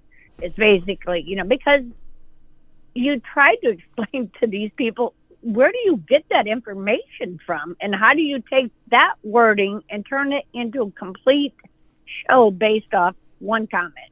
Mm-hmm. But they don't give you the beforehand and what the conversation was prior to. And it's been since the beginning of the case of these families, but it seems like in the past 6 months, Becky and Kelsi both have just been slaughtered on these shows. And now you're seeing Anna brought up into it. And it does kind of pull at your heart to think, it's terrible. These people, they're victims. See, social media was kind of a place for Kelsi to kind of, have some friends and communicate with other victims and things like that. And now it's turned into a nightmare because of idiots like Slow Joe, who just did a show the other night where he compared Kelsi to Diane Downs, a lady who shot all 3 of her kids, killed one, paralyzed another one, and the other one survived. I mean, but it was the behavior. It's like, what the hell are you doing? I just Slow don't Joe? understand. It's where there's more of them out there than Joe. I mean, I've seen so many pop up just in the past year and a half, and it's like it's an immediate attack on anything Kelsi would say, or they would go back to 2017, 2018, just small things, And they would just try to make the biggest thing out of it. But it's so important to remember these people are victims also. Yeah, they weren't murdered, but they're living a nightmare with this. Yeah, I think, well, I call them And victims. Everybody that the killer affected is a victim. The direct victim is obviously Libby and Abby, but, you know, all the family members are victims, too, of the same killer. Right, Yeah, and Kelsi had just turned 17. I'm sorry, Yeah. when I was 17, I probably wasn't as responsible. Well, I probably was as responsible as Kelsi was, but trauma does funny things, and I've learned that in my career. You know, I still have flashbacks from things that I think I had forgotten, but a smell, a sound, something will trigger a memory, and I'll remember more of that event. But I just think, even when, like the previous caller said, when an arrest is made, I can guarantee you they're going to try to bat that person down, and this is a conspiracy all the way around. But, I mean, I just want to tell you thank you for being a voice for the victims, and not only the Delphi victims, but the others. Well, thanks. And I really enjoyed your channel since joining it, and so I really do have a good time. Even though I'm so mean, right? Oh, well, I've got the Mrs. Mean market, so you can just go ahead and keep your Mr. Mean. But it is what it is, and I will defend them to the end. So, all right. And the thing is, even after an arrest, this doesn't stop it, and another chapter continues for these families. And I've just seen so many families act so differently. So there's not a handbook that comes with, this is how you handle the death of a murdered child or a child that was taken away from you. My mother, we lost my brother in a very horrific murder. And she went into her room after she got confirmation in the afternoon. She didn't come out of her room till the next day, but she looked like she aged like 20 years overnight. Yeah. And it's real hard on these people. And my mother was a victim. We all were. So yeah, I mean, there are some times poisoned. when a family member does something to somebody, and you know they're not really a victim at that point. But in this case, there's no information at all that points to any family member whatsoever of doing anything. Nothing in the public. Actually, you know, like and that's actually, the thing. I also think that you've been around long enough to know. And I see this. Well, why isn't Derek talking? Why is Derek not in anything? Well, he has been. If you have followed the case since 2017, in the early interviews, he was in a couple of those. I remember that. So, and if he said anything, let me tell you, they would attack him. He knows this. So I just wanted to say thank you for speaking up for all the victims. Not this case is particularly hard, but it's also close to me. I mean, I live in Indiana, and so I advocate for victims. This is just sad how this has unfolded, but it is, by them putting themselves out there and bringing an awareness to the case, this is what's happened. Yep. Well, sorry about your mom. That sucked. Yeah. Yep. It was 36 years ago, 2 days ago. But what year was that? 1986. It was 87. Yeah. Oh, 86 or 87. Yeah, that's weird. Yeah. That's the year my brother died in 86, so that was kind of around the same time. Yeah, and your mother probably was different if she was still alive. It changes. Oh, totally. Yeah, it changed everything. She's still the same person, but she had a mission after that for the rest of her life. Right. She's still alive. She's still doing stuff. Well, but and I do appreciate everything you do for all these, not only the Delphi case, and you don't profit off these like the clickbait ones do. So I do, like you, feel like they are on the correct path. Me too. Where that path now leads them, we'll have answers one day, and they'll come. Yep. I mean, I wish they'd have came like the day after it happened. Unfortunately, that's not how this played out. And then they became victims. They became like the ones to bash because they were bringing so much awareness to the case. Yeah. So, it was like a double sword on them. So, but I have so much respect for that family, all the family, both families, and there's 2 families involved in extended families, but also with the cases that you cover that get very little, or have been dropped out of the public line. But I also feel part of these cases that are getting solved now. I'm sorry for the dog bark. It's all right. Is because our prosecutors, our law enforcement are becoming younger, and they've educated themselves on familial DNA. Right. And DNA can come in so many different sources, and I don't think people really pay attention to that. Yeah. But well, I know. I try to explain that a lot to people. Right, and I don't feel there's a cover up at all. This is just a very complicated case, and once you've thrown the internet in there, or social media in there, it's difficult. I mean, yeah. But they're getting better. We are getting to the point. I mean, it would where be a lot of interesting. this It'd be interesting at some point if it turns out that one of the people in the network is somebody. Let's say it wasn't Tony or Kagan on the bridge, and it was somebody else associated with the Anthony Schatz account, and the Dropbox.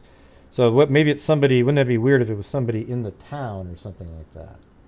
That'd be pretty right. weird. And I feel there is a connection there, and I also think there was evidence possibly taken to Vegas, because they did go to Vegas within 2 days. And yeah, well, I was thinking. Well, they also reset the Samsung phone while in Vegas. Yes. So I was just. I mean, and so the theory is that maybe they filmed something and then sold it there. That's just a wild speculation. I have always felt that way. That yeah. Garrett Kurtz, he's notorious for lying, but he did come out and say there was a video out there of it. So we got to take that for what it is or what it isn't. I didn't really. But the other did he guy say that in those interviews with that on that one channel? Yeah, with yeah, well, he actually said it. He actually said it though. Like he. Yeah. Yeah, he named the cousin to Libby. I can't remember her. I'm not going to say her name correctly. It started with an M. Yeah, I don't want to. I think now we're getting into some weird conspiracy stuff. Yeah, and they were at Garrett a party Kurtz says a lot of. Yeah, they showed him a picture of them being murdered. Is what you're saying? Yeah, that there was actually a video, and he does bring it up in that. And what was her name at that time? Something Secret. I don't really know. I don't know. It doesn't really matter. That whole series. All right, but let's. That whole series. I'm going to move on. I got to get these other callers here. But. All right. Well, I do appreciate your time, Gray. You guys are doing great, and I'm glad I'm a freak now, but I already was. It's lactate ringers, though, right? Not ringers lactate. Okay. All right. Good. You want right? LR. Yeah. You want a little LR. Okay. Well, you have a great evening. All right. See you later. Have a good one. Thank you. All right. Bye. And now it's going to be conspiracy. See, the thing is, I don't like to talk about that kind of stuff right there because there's no proof of anything, and Garrett Kurtz saying it means nothing, and it doesn't mean shit to me. So you're people, see how Gray wouldn't let look because I don't do that here. If you want that kind of crap where people start and talk about things that are, I mean, that is such a wild accusation or like a claim to be made. You can't discuss that thing with any rational. You can't do it, because at that point you're becoming a sensationalistic person, and I'm not going to do that crap. Okay, so that would have been an awesome moment for another channel. They would have gone on and on. Ooh wow. Okay, because it supports what a theory that I have is that when they went to Vegas, they sold something that was on that phone. But why would, Garrett Kurtz could make an incredible deal if he had that kind of information. He'd probably get some special deal, all right? So whether it's true or not, we don't know, but Garrett Kurtz isn't really the greatest source of true information. All right. Okay, hold on a second.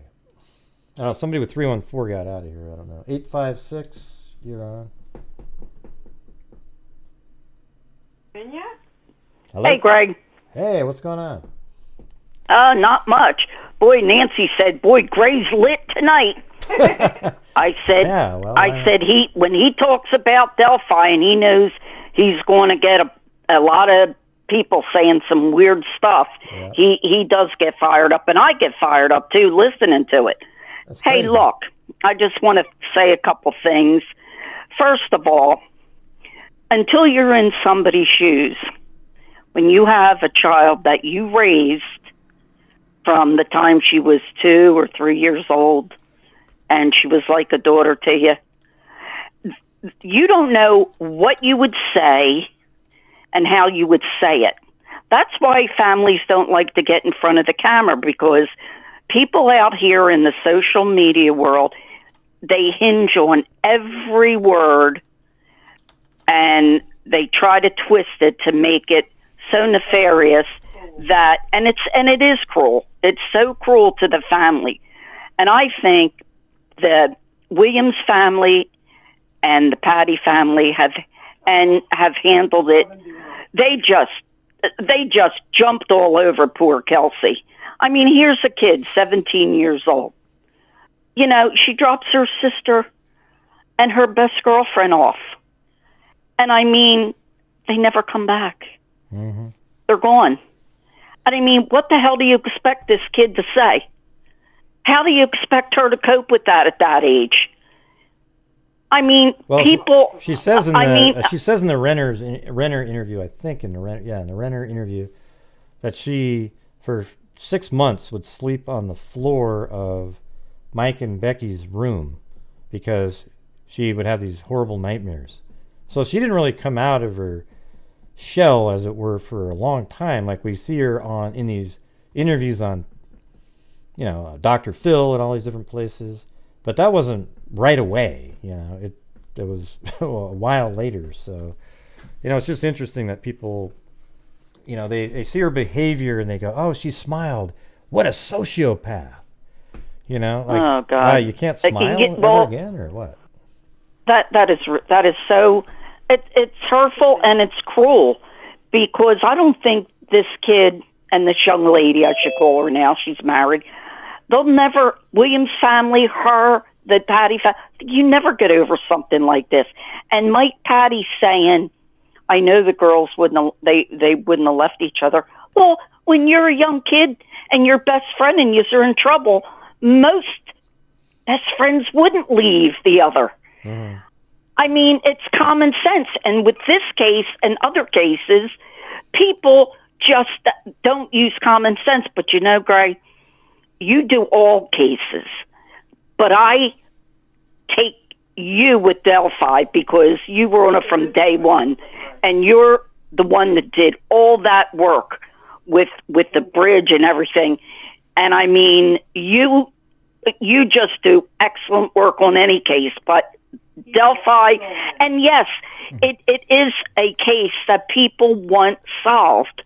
And of course, in the beginning, you got a small town in Delphi, and you have two little kids, young girls going out a day off, and they wind up being brutally murdered. And you have 3 signatures there, and Robert Ives said, it's not what you think. This is not the case that you would think of with 2 girls. This is different. So I believe with this Dropbox, I think Kagan and, his father was in on it, but there is more people in this thing. And if they said, which they did, we've talked about it, they found and opened up a hornet's nest with this pedophile ring in Delphi. So you know what, Greg? Maybe it's the meat cutter in town, like you said.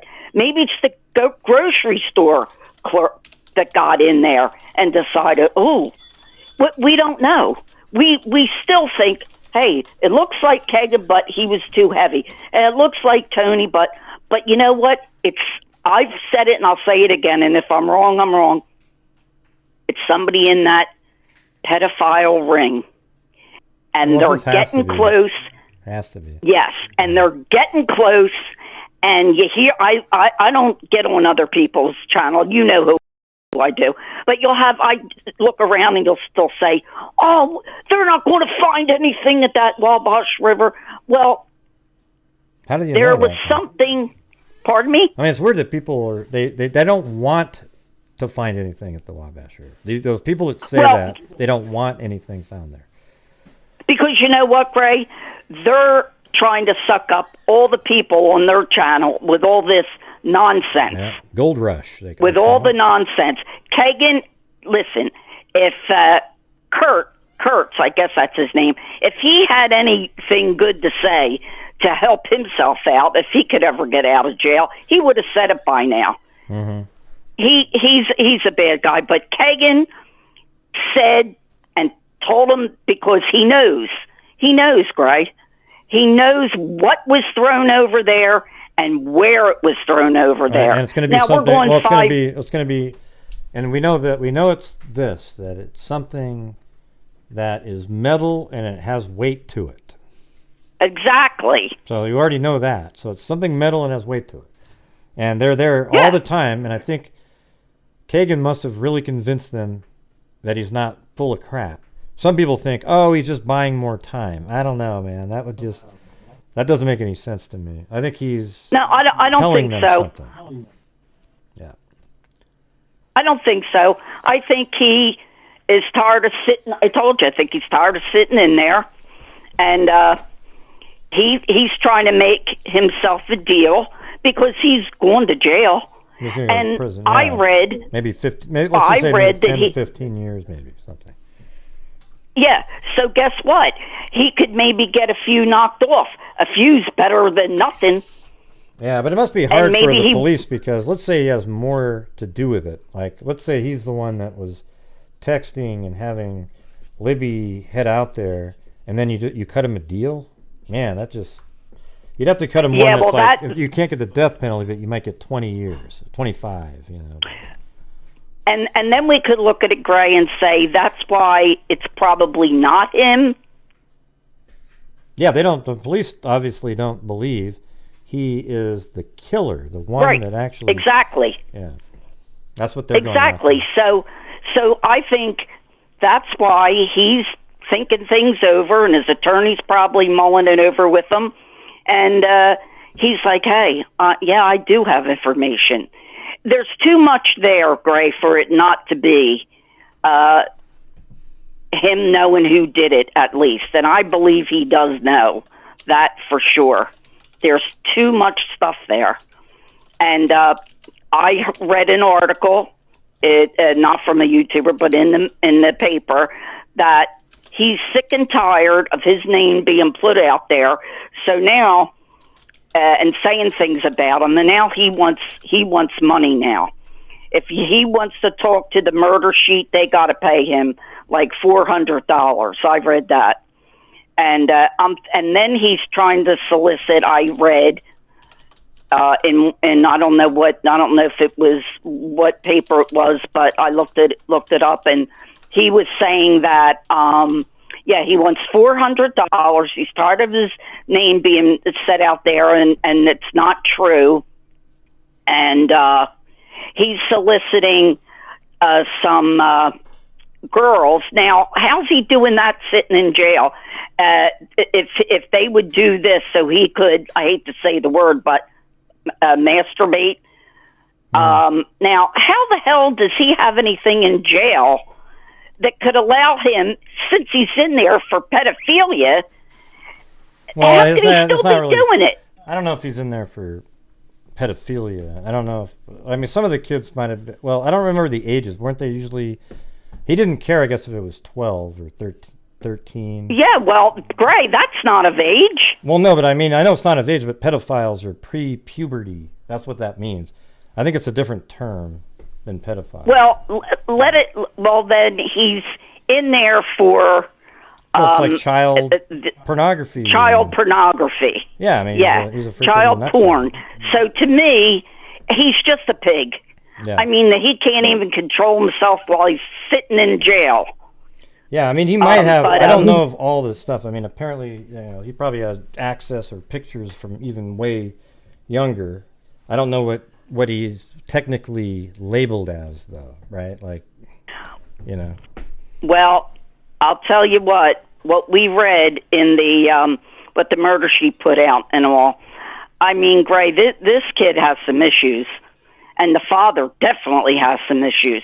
But look, none of us know who the murderer is, but you know it, I know it, anybody in chat that has a brain, we all know it. It's got to be somebody, and we'll take our lumps if we're wrong. It's got to be somebody in that group, that Anthony Schatz group. Mm-hmm. And they're going to find it. I feel it. They're going to find it. And there's other things. If Kagan knows who did it, that only the police know because they wouldn't put it out in the public. Maybe let's just say they can't find anything. Mm-hmm. And they go to him and say, Kagan, look, did you send us on a wild goose chase? We can't find anything. They're not going to cut it. We've been all... Well, his deal's contingent on them finding something, obviously. Okay, yeah. Right. But here's the thing. Maybe they could say, can you give us any other information that you know of about this case? Yeah, maybe. And, Gray, you know there's other stuff there that we don't know about. And if he knows it and tells them, okay, you didn't find this, you didn't find the knife, okay, so I'll give you this and this. Do you understand what I'm saying? Well, I also think that law enforcement right now has way more information than we see in the murder sheets and all that stuff. Oh, for sure. They're like miles ahead of all that stuff. That was a long time ago. They have tons of stuff. Yeah. We're just not seeing it. Exactly. And you know what, Gray? Between me and you and the paper it was written on, I think all this where the murder sheet got this information, I find that hard to believe how it just came over the computer and pushed the print button.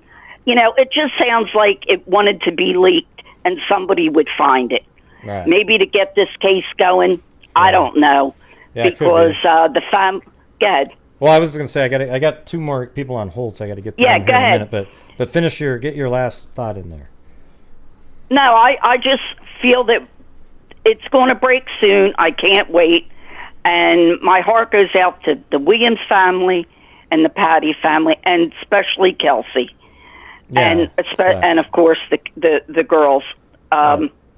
It'll be a good day, a lot of tears when he's found. Thanks, Greg. Keep up the good work. Well, thank you. And I know what you were saying. You were just saying maybe he has other information that if they don't find the weapon, maybe he can do a backup plan, and in terms of like what he could tell him something else that might be worthwhile to them. But I think the main thing is finding maybe perhaps the murder weapon or something like that, right? And that's what it feels like. But I do believe they could have put it on tape too. I wouldn't put it past them. Yeah, but it would have floated down the river. They're looking for no, something. I'm not talking. Yeah, I know what you're saying, but they're looking for right now. That probably couldn't prove anything. I'm sure when they filmed what happened, if there was a filming, his picture's not on there, so it could have been filmed by anybody. The key thing is they're looking for something that links directly back to the killer, and it's something heavy, and it's something made out of metal. Okay, so there you go. Well, I think we have to, by process of elimination, say it's a knife because of their injuries that has come out. That's what it sounds like. But anyways. Yeah. All right, Gray. Look, take care. And I did jump on that little freak wave. Oh, I did. I saw long it. ago. Thank you. Appreciate it. Hey, I try. Lillian. Hey, look, I'll talk to you. And hey, Nance, say goodbye. Say hello to Nance. Gray. See you later. Give him hell. I will. Say she said. Yeah, I heard it. Give them hell. There's no. Everybody heard that. But anyway, say hello to Nancy. Yeah. Take care, Greg. All right. Bye, freaks. Bye. Lillian. All right, 314. You're on there. 314. You tried calling earlier. Hello.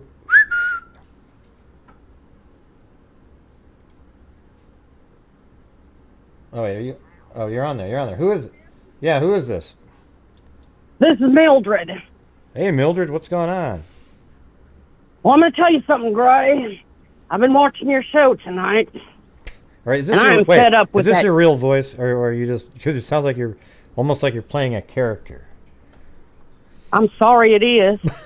Well, okay, cool. I mean, I like, it sounds like a Southern one, but for a second it sort of sounded like you were trying to sound like, okay, go ahead. Well, Gray, I've had thyroid surgery, and Well, that's not what it my sounds voice like. never It has just sounds straightened out Southern. after that. No, it just sounds like Yeah, Southern. well, now, I'm from Texas, Gray. Okay, there you go. All right. But I'm going to tell you something. All right. I've been watching your show tonight, and that feller, that Slow Joe feller, I told you before he needs a good ass whooping.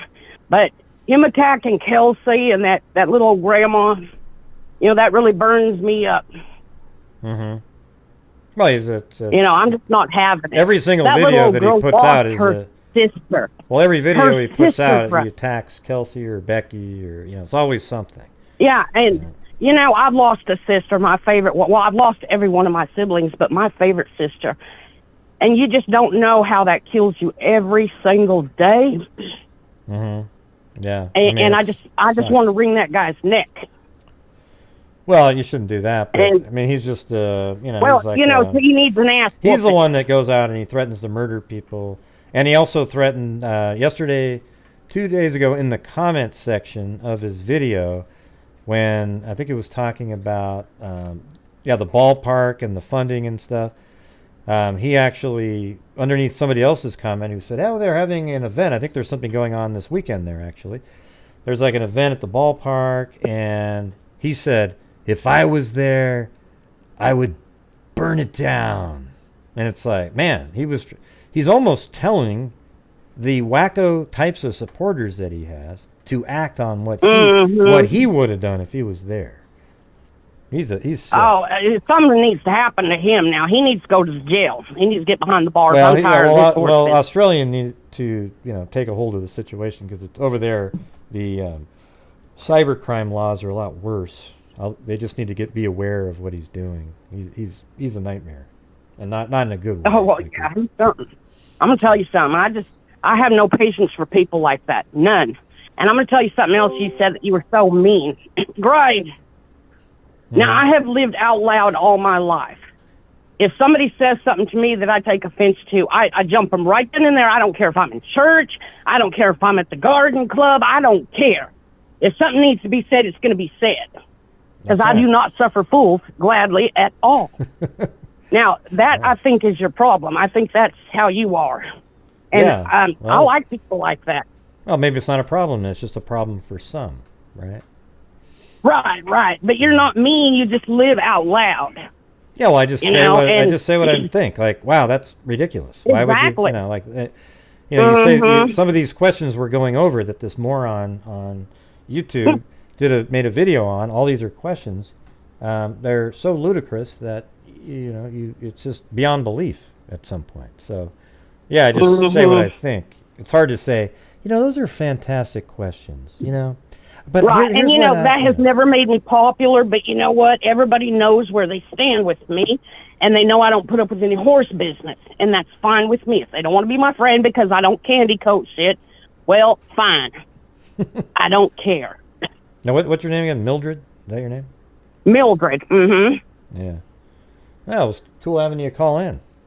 At first, I wasn't sure. Well, I'm going to go ahead and let you go, Gray. I know people are waiting. I just wanted you to know that you're not all that mean. You live out loud, and that's a good thing to do. That's right, At least you know who your real friends are. There you go. Awesome. They're not this fake high school bullcorn. Well, next time you call in, Mildred, I'll know. Okay, I'll know. Okay. All right. Well, thanks for calling in. All right. Thanks, Gray. All right. Good Have night. a good night. You too. Bye-bye, hon. Bye-bye. Mildred. Yep. Always got to be the same. Anyways, I got to go use the restroom here really quick. So, for those of you who have no patience at all, I expect you to leave and never come back. The rest of you, I'll be back in probably, less than 2 minutes.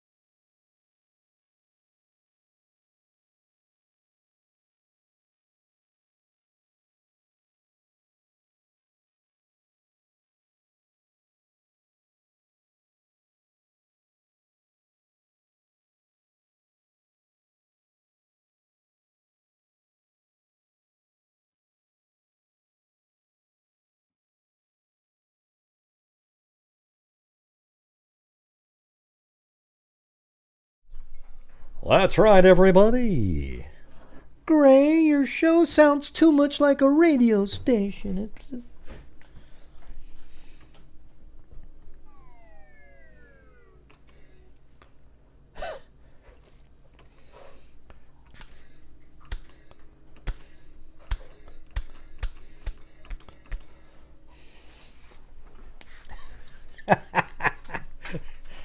Just knocking those cobwebs out of there. Yeah.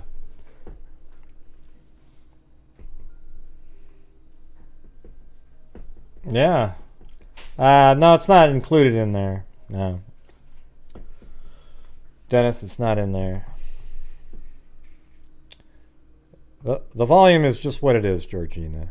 Okay.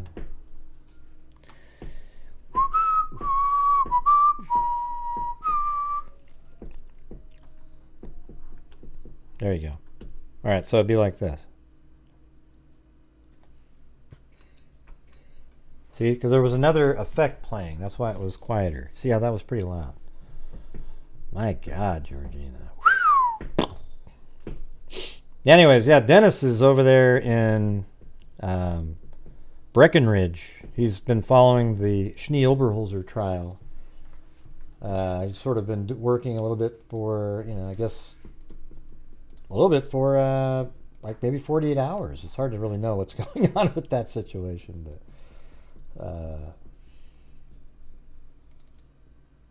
yeah. I'm going to show you guys something here. Look at this. This is Dennis's hotel room. Look what he turned this sucker into. I mean, he's like he's there, and look at this. These are all things that he has amassed over the years on the case. Look at this. I like this over here. What are you making, peanut butter and jelly sandwiches? There's a bed. He finds a little spot right over there. Right here, he curls up in that little spot right there to sleep. And look at this crap. He just basically took over that hotel. These are all things that he's put together on the case. Is that crazy? Look at this. Yeah, I mean, it's just... That's probably more than a detective would have on it, right? Yeah, that's just weird. That's crazy. Yeah, good stuff. Dennis, the legend.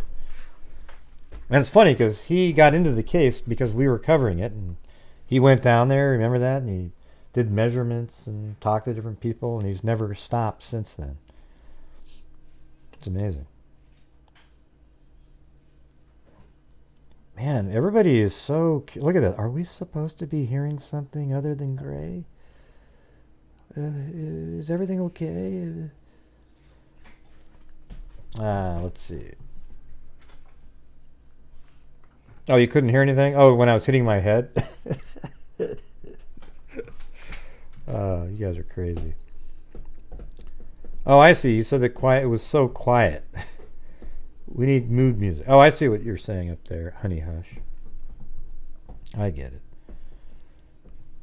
We missed the music. Hey, thanks, George Leonard. And this account. Okay, I guess I'll let me play the sound effect again. Maybe it was too low for you guys. Hold on.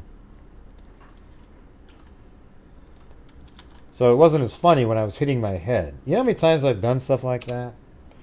Where I'm just going off for 10 minutes and then finally people go, Gray, I can't hear you. I can't hear you.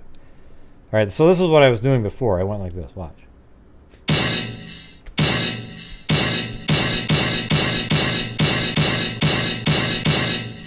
Okay, that's what I was doing before, but now it wasn't funny at all because you guys are just looking at me hitting my head like I was some crazy person. That's pretty good.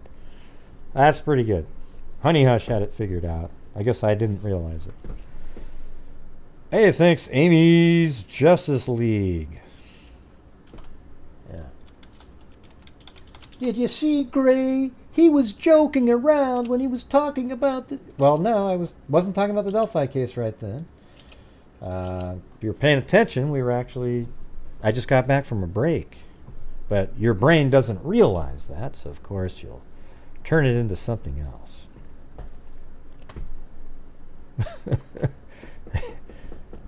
Sorry about that, honey hush. Now you actually got to hear the crazy stuff.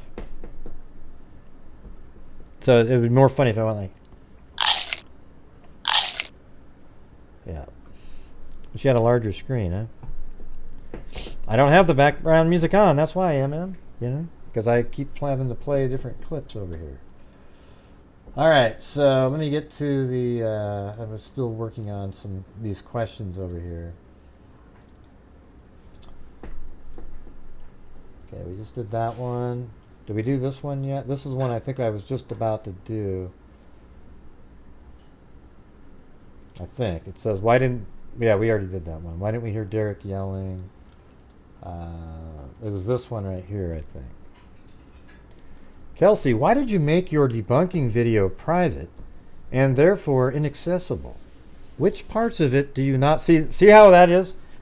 The way this is worded is, when did you stop abusing your wife? You know, like right here, it's which parts of it did you not want us to hear again? Okay? Instead of realizing the reality of it, is she removed it because everybody trolls the living crap out of everything that she put out related to the Delphi case. And if it doesn't match in every single section of everything that she might have said another time, it's a horrendous admission of some sort of culpability in the murders. Okay? She just got sick of it. Does that make sense to you? Yeah, that's what I thought. All right, and we got this one. Yeah, thank you very much. Hold on. Amy's Justice League. Oh yeah, you guys are gonna laugh at this in a minute though. The Nefarious. Did you hear Becky cough? Did you hear that? Every single behavior analysis person realizes that when somebody coughs, they're hiding the truth. Okay? There is something they're trying to hide when they cough. So even if a fly flies down their throat and they cough, they're definitely lying about something. First of all, that a fly even went down their throat. Secondly, that they were just lying about whatever they were just talking about. Yeah, it's nuts. All right. So yes, that's why she didn't want it out there anymore, is because people troll, and if you don't say everything exactly correctly, they keep going after it over and over and over again. So now there's something she's hiding specifically. When being interviewed for Scene of the Crime podcast, why did Bree say you went out to eat after you dropped the girls off, but that is not in the timeline you've repeated scores of times in podcasts? Well, because it was just really she went over to the boyfriend's house and they ate, you know. Most importantly, why was this detail in Bree's whole interview left out of the Scene of the Crime podcast produced by Grant Hughes, the nefarious YouTuber who is out there scheming and plotting to change the timeline in the Delphi case? Yeah, it's crazy, right? So, you notice that they always put my name in there every time when it was at, Morph, Jess Betancourt, myself, and then Kelsi was just sort of like on the side, helping out, like her name was on there. I mean, she got all the cool interviews and stuff like that, but she didn't sit around and write any of it or anything like that. And the reason Bree, that whole part of it wasn't in there is because when they did their interview together, Bree was really shy and like giggly and stuff. So like when Bree and Kelsi are doing the interview, they just kept making each other laugh all the time. Oh my God, how dare they laugh at? That's just how they are, man. I've seen them at CrimeCon. That's how they are. They're just laughing and laughing, and there's only very few usable sentences, and we didn't even talk about that element. It just never even came up, so anyways, that's the reality. Okay, here's another one. Kelsi, in your 2018 interview with James Renner, you said that that day there were 10 to 20 kids when I dropped them off. Where were they standing? By this sign? By that fence? Where? Where did you see drop the girls off? Okay, so, she's said before that she was just, it was just kind of a number she threw out there, 10 to 20, She could have seen like 2 or 3 leaving, and that's just something she threw out. She did say, however, when you listen to it, that she saw, there were people her age. She did say that, but what does that mean? Tell me what you get out of that. Yeah, I hope they do too, Raven. Tell me what it means if she didn't actually see all those people there. What does it mean? Okay, well, like what are you trying to prove by that piece right there? Can anybody think of something that could possibly imply? Oh, wait, there really wasn't that many. So therefore, oh yeah, I don't have anything to say after that. Okay, but it's still weird, right? Like, ooh.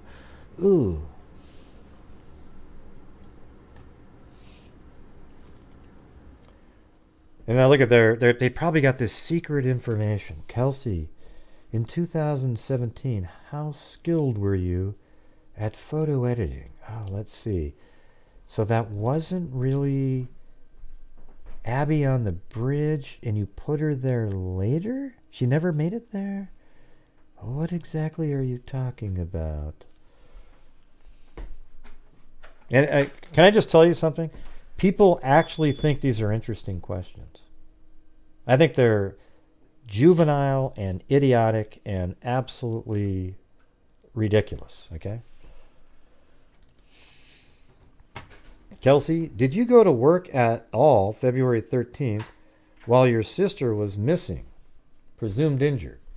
If you did, it must have only been for about 10 minutes, so how and why were you covered in ice cream when you got to the police station with your alibi? See, look at it. With your alibi Bree. See, alibi for what? There is no alibi. There's nothing. She was over at her boyfriend's house, and Bree is the sister of the boyfriend. So, she was there. I don't know, man. These things are ludicrous to me. Yes, she did go to work for a little bit, and then she was called and told that they're missing, and she had to go out and help. Man, that's so mean of her. She should have just stayed at work and said, you guys got it. You guys got it. Then you wouldn't have all these people bitching and moaning about every single tiny thing. And how do we know that she was covered in ice cream? Where did that come from? Oh, don't you know, Gray? That was told by the cousin of the aunt's sister's best friend's boyfriend's cousin who lives in another state but was called by... Yeah, forget it. All right, here we go. Kelsi, do you believe that when Doug Carter mentioned the shack during the April 2019 press conference, he was sending you a message because of your strange behavior in the interview with James Renner just 6 months prior? And no. She did mention the shack when she talked to James Renner while they were sitting there, because it's a story about redemption and so forth. Yeah, so here's what we're going to do. We're going to play some of that. Let's see, which one?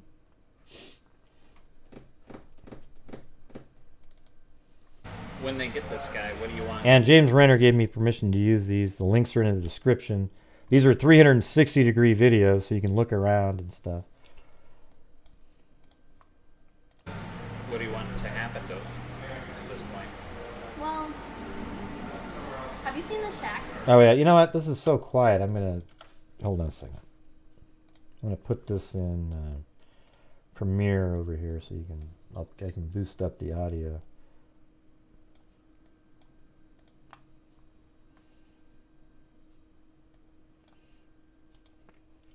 It's going to be really fuzzy sounding, but you should be able to hear her better. Of it, but not enough to know, like, what about, tell me how it relates. So the little girl is taken from her family and she is raped and murdered. And in a way I've always seen myself as the father because he drifts away from God back and forth.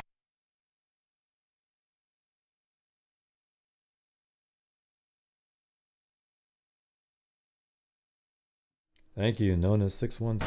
When they get this guy, what do you want? What do you want to happen to him at this point? Well, have you seen The Shack?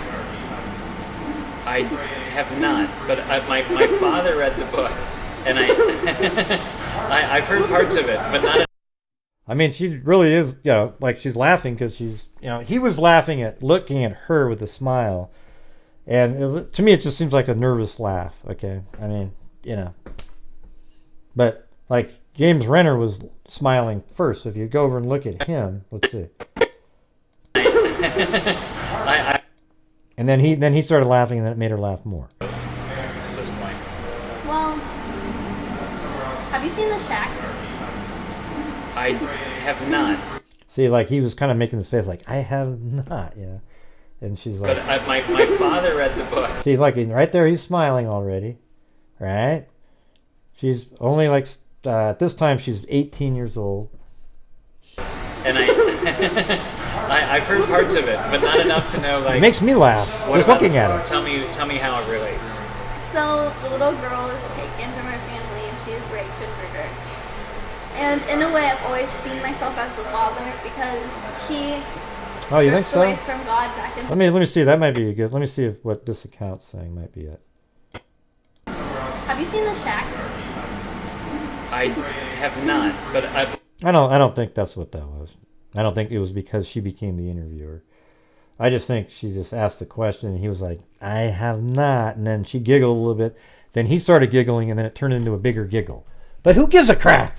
I mean, why can't she act like that? It's weird that people give my father read the book, and I've heard parts of it, but not enough to know, like, what about, tell me I think it makes me feel good when I see that. So, the little girl is taken from her family, and she is raped and murdered. And in a way, I've always seen myself as the father, because he drifts away from God back and forth, which I do too in some ways. But then they don't find the girl, and then he dies and goes to heaven. And while he's there, God shows him how to forgive. And I hope, not that I could ever forgive what he did, but I hope that he finds forgiveness in that way. But I still really, really hope he gets hurt in prison many times. But that wouldn't be good on my part either. Like, you're human at the same time. yeah. You know? So like you try to forgive him, but you can't. Were you raised in a church? Were you religious? Is that a part of your life? I wasn't. You can't really say that I was raised there, because you don't really go to church often. But through everything we've been through, like when we were little, and what we went through with our parents, I guess I've always been religious, and I've always believed in it. And that's kind of what always has gotten me through things. And I think that's where I find most of my strength through everything. So that's why I healed faster than my grandparents did, and my grandma did. And that's why that's how I find the strength to go on social media and be out there to people and try to find them. Sure. That's great. That's great that you have that, and that you're finding support in social media too. You mentioned your parents. So you were raised by your grandparents, which is an interesting, different kind of situation. Do you keep in touch with your mom and dad? My dad actually lives with us. Oh, he does? Okay. My mom lives in Kentucky. Was he there today? He's probably at work right now. He's okay. redoing a house for my grandparents. Okay. I don't really keep in touch with my mom because she's like one of those people that is doing it for the money, I think, in a way, because... You mean this case? Yeah. Oh, I didn't know that. I haven't actually seen any interviews with her. She's done one for Rafael Sanchez for Channel 6, and she's using psychics to help solve the case. Yeah, I'm sure psychics come out of the woodwork wanting to help. You guys just push them away, like, no thank you? Yeah, pretty much. Yeah. Do you need to get that? Yeah, it's just That's my fault. Hello. Yeah, so right there, guess what? That's Mike calling to check to make sure she's doing okay. Okay? I mean, he's actually calling to see if she is okay. God, what a meanie. Yeah, we're good. He's like, is everything okay? Because, I mean, look at, she's meeting with Renner, some random guy, really, from out of town. He does meet them, too, though. I don't know which one was first, though. He might have already met them, so he's just checking to make sure everything's going good. Nice of him to check in. Mm-hmm. He checks in often. Good. So he texts her often to check in. See, he was actually a really, a good person. He was always teaching Libby how to throw and bat and stuff like that. I in that long conversation that I had with like years ago, it was Mike and Becky in their kitchen, and then I was just sitting at home and talking to them, and they were cooking, and that was really neat. That's how I really was able to go, you know what, these people are, I even knew that before, but that's when you really just knew that they were just normal people. Well, I imagine, it's got to be scary for them, for you just to go out. Mm-hmm. Did they try to keep you in for a while? Was it? For the first 6 months, I had a bed in their bedroom at the end of their bed because. Yeah, see what I'm talking about, moron, Slow Joe, is she was on the bed on the floor in her grandparents' room for 6 months because she had nightmares, and all you do is make videos accusing her, and you say, well, I never accuse you do. Does anybody out there who watches Slow Joe's videos think that he's not accusing her of having something to do with the murders? Because if he's not, then why the hell are you making the videos? You're bitching about somebody's behavior because you just don't like it, and then what good does that do anybody? I started getting nightmares where somebody would come out of my closet and take me too. So I couldn't even sleep in my own bedroom. And I can't walk out to my own car. Like, when I leave work here, my owner works at a t-shirt store. They own that too. So he'll come over and walk me out to my car, which is just right there. And I can't even walk out there. So that was me when I was recording the video, showing you how you can look around. The whole room is being recorded at the same time. In the dark without feeling like somebody's watching. So. Were there any signs that this person was keeping tabs on Libby or Abby leading up to this? Not that we know of. This is probably just a crime of opportunity, just wrong place. Mm-hmm. Do you have a hunch whether this guy is local or from out of town? In my opinion, he's probably from here somewhere, relatively close.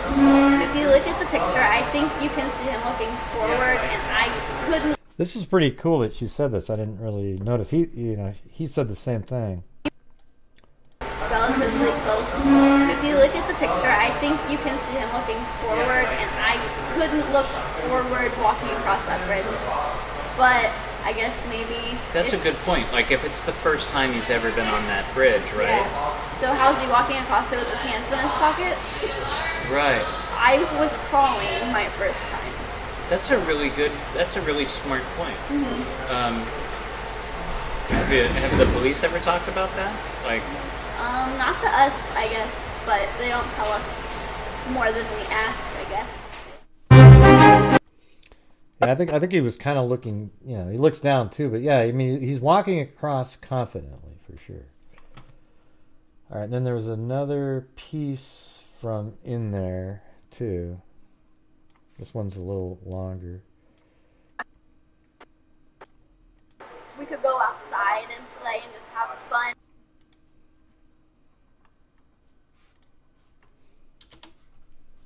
It's weird how the videos have the same video code, like on YouTube you have an 11-digit number and they both were the same. I don't know how that worked. In town together with all of our friends. I think we did, we used to live on Monroe Street, which is about a mile from where we're at now. Okay. And we could go from there to the McDonald's, which is right down the street, and walk there by ourselves, and it would be fine. Was she always with you? Yeah, I was with her all the time. Yeah. We were so when you went out to play, mm-hmm. she's always tagging along. Mm-hmm. What's the age difference there? between you two? Is it 3 years? It was 2. 2? Okay.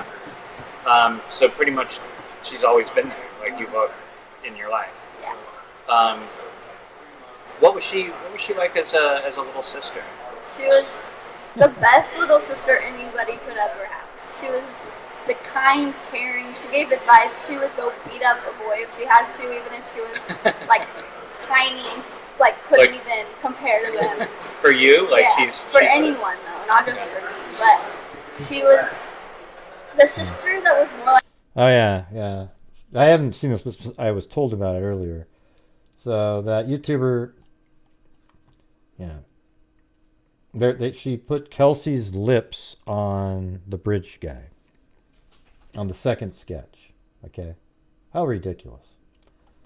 And that's another one of the lunatics that watches Slow Joe. They're all part of this little merry band of dipshits. I don't really know other word to call them, but they're just a bunch of sick people. All right, so I'm looking at it right now, but somebody mentioned it earlier. I hadn't seen it, but I'm not going to show it. Don't want to mention the person's name. Like a mom, even when she was the little sister. That's interesting. So, like, we played opposite roles. Like, at Crime Con, I met Michelle Cruz, who is the sister of Janelle, the one that was murdered by the Golden State Killer. Oh, wow. And she and I were the same age when our sisters were killed. And she was the younger sister, and she said her sister was the opposite for them, too. Oh, wow. So, like, she was the mom. So I thought that was pretty cool. So, yeah. like, we connected like that. But anyway, so I guess that's kind of a thing. Like, little siblings are the moms now. Did you tell each other everything? Was it a close relationship like that? Did you share secrets and stories about boys or whatever? Anything. Yeah. We were like each other's secret. Like, we were human diaries to each other. So, like, if I had something I needed to tell her, we'd go sit in her floor and talk for hours about everything that we needed to talk about. And really? We just kept it all to each other. Like, we didn't go out and tell our friends each other's secrets. Yeah, I think that's probably why she's so angry that she wasn't told the big secret that Libby had at the end there. That's why she's mad about that. Our grandparents or whatever, we just kept it to ourselves. What kind of music was she into? All of it? Yeah. She liked newer music. Like, she wouldn't listen to, like, oldies like I do, but she would listen to more, like... What do you consider oldies now, by the way? Well, I listen to, like, Bon Jovi and all of those. Bon Jovi's old. But, like... I love that that's considered oldies. Yeah, to everyone, but I love it all, so... Yeah. But I grew up with Bon Jovi. Like, we just went to a Def Leppard concert. Did you? Last week, I think. Oh, wow. That was the best. How was that? It was really good. Cool. But Libby would never go to that. No. That wasn't her thing. When I was driving in here, I noticed, especially in the in-between places, there's a lot of church radio, and then there's a lot of country. Mm-hmm. Were you guys into country? Was she into country, or? Some of it. Like, I listened to it. She didn't. She didn't like it as much as the new rap stuff that you can't really tell what the words are. Oh, okay. So sometimes she'd listen to that, but like if she's in my car, she listens to country, so she likes some of it. All right. What was going on in her life January, February 2017? What was important to her at that time? What were you guys talking about? It was swim season, so this was going to be the year that we swam together. It would be our first time and last time on the same team ever. So we would talk about that a lot. That it was her last year in middle school, so she was swimming, and so we talked about all the middle school drama that came along with sports and a lot of. She was really into sports, so she played a lot of sports. We talked about all of it. And so we talked about a lot about her freshman year that was coming up and the things that she wanted to do and the things we wanted to do together. And we talked about how she was in a big fight with one of her best friends, Abby, but one of her other ones. Yeah. And so we would talk about kind of like how she wanted to be their friend again and how she wanted to get back to where they were before the fight. There's a lot of drama at that age, right? Yeah, a lot. Was it ever anything specific? or? Not really. It was just like random stuff, like they'd fight over a boy or something. Right. But nothing like, it was all harmless stuff that like any middle schooler goes through, I think. Did she fit in well at school? She was one of the more popular kids. Really? She was into like all of the sports. She was friends with everybody. She was, there's like the cliques kind of thing. She was in all of them. So she was like a person that she had such a contagious personality that she was friends with everybody that would talk to her. Did she have a favorite teacher, favorite subject? Math and science. Yeah. Her favorite teachers this year were Mrs. Bramer and Mrs. Lang. They were her math and science teachers, and she made them gifts. So she like, for her science teacher, she did math and like blocks and made them into like the periodic. Yeah, so this is James Renner. He's always at CrimeCon. He was big in Maura Murray and also Amy Mihalovich case and other stuff. And he writes books, has a YouTube channel. All the links are all in the description. You go check it out. I mean, to his channel, anyway. Table. Oh yeah. And then. Yeah, your grandmother was telling me about that. Yeah. That's smart. It's neat. She was so cool. And then she did like one for a math teacher that said, I'm a math teacher, of course I have problems. She was super creative, so she like did stuff like that for everybody. She wanted to give to people, and her way of giving was art. That's great. Yeah, there's this, my wife was telling me there's this whole thing called love languages. Mm-hmm. Have you heard about this? Where, yeah, there's 5 of them. Yeah, Mm-hmm. and gifting is one of them. Yeah. You know? What did she like, though? What was her... I guess I never really... I'd say she liked giving more than she liked receiving, so it wouldn't be really The gifting. the gifting. Time? Yeah, maybe time. She really liked spending time with people. So, I guess that might be it. What did she like to do for fun? Everything. She played... Other than the trampoline. I heard about the trampoline. Oh yeah, that was a big thing for us too. She spent a lot of time with her friends, so like we would go out and we used to geocache. Have you ever heard of that? Yeah, yeah. We used to do that. That's actually what we were doing the weekend everything happened. Like that week we'd spent those 2 weekends, the one before and the one like right before. We went geocaching in like both times. And we would just go out on the trails around here and find them. Was there a geocache is it, how do I say, Monon? Monon? High Bridge. Yeah, Monon. We just call it High Bridge. Monon High Bridge. Mm-hmm. Was there a geocache there? There are 2 of them, but we promised that we would only do it together, so I know she wasn't looking for them. But it's at the beginning of the bridge, right underneath the railroad tie at the beginning, so you didn't have to cross it to find it. And the other one is on the side of the road, like as you drive there. There's one in the woods right there. Oh. Why did she want to go to the bridge that? But here's the thing: is Regina, you shouldn't have any doses with them. That's the whole thing. Is you're absolutely wasting your time listening to the idiots. So when you say, "I can only take these idiots in small doses," well, don't have any doses at all. Okay.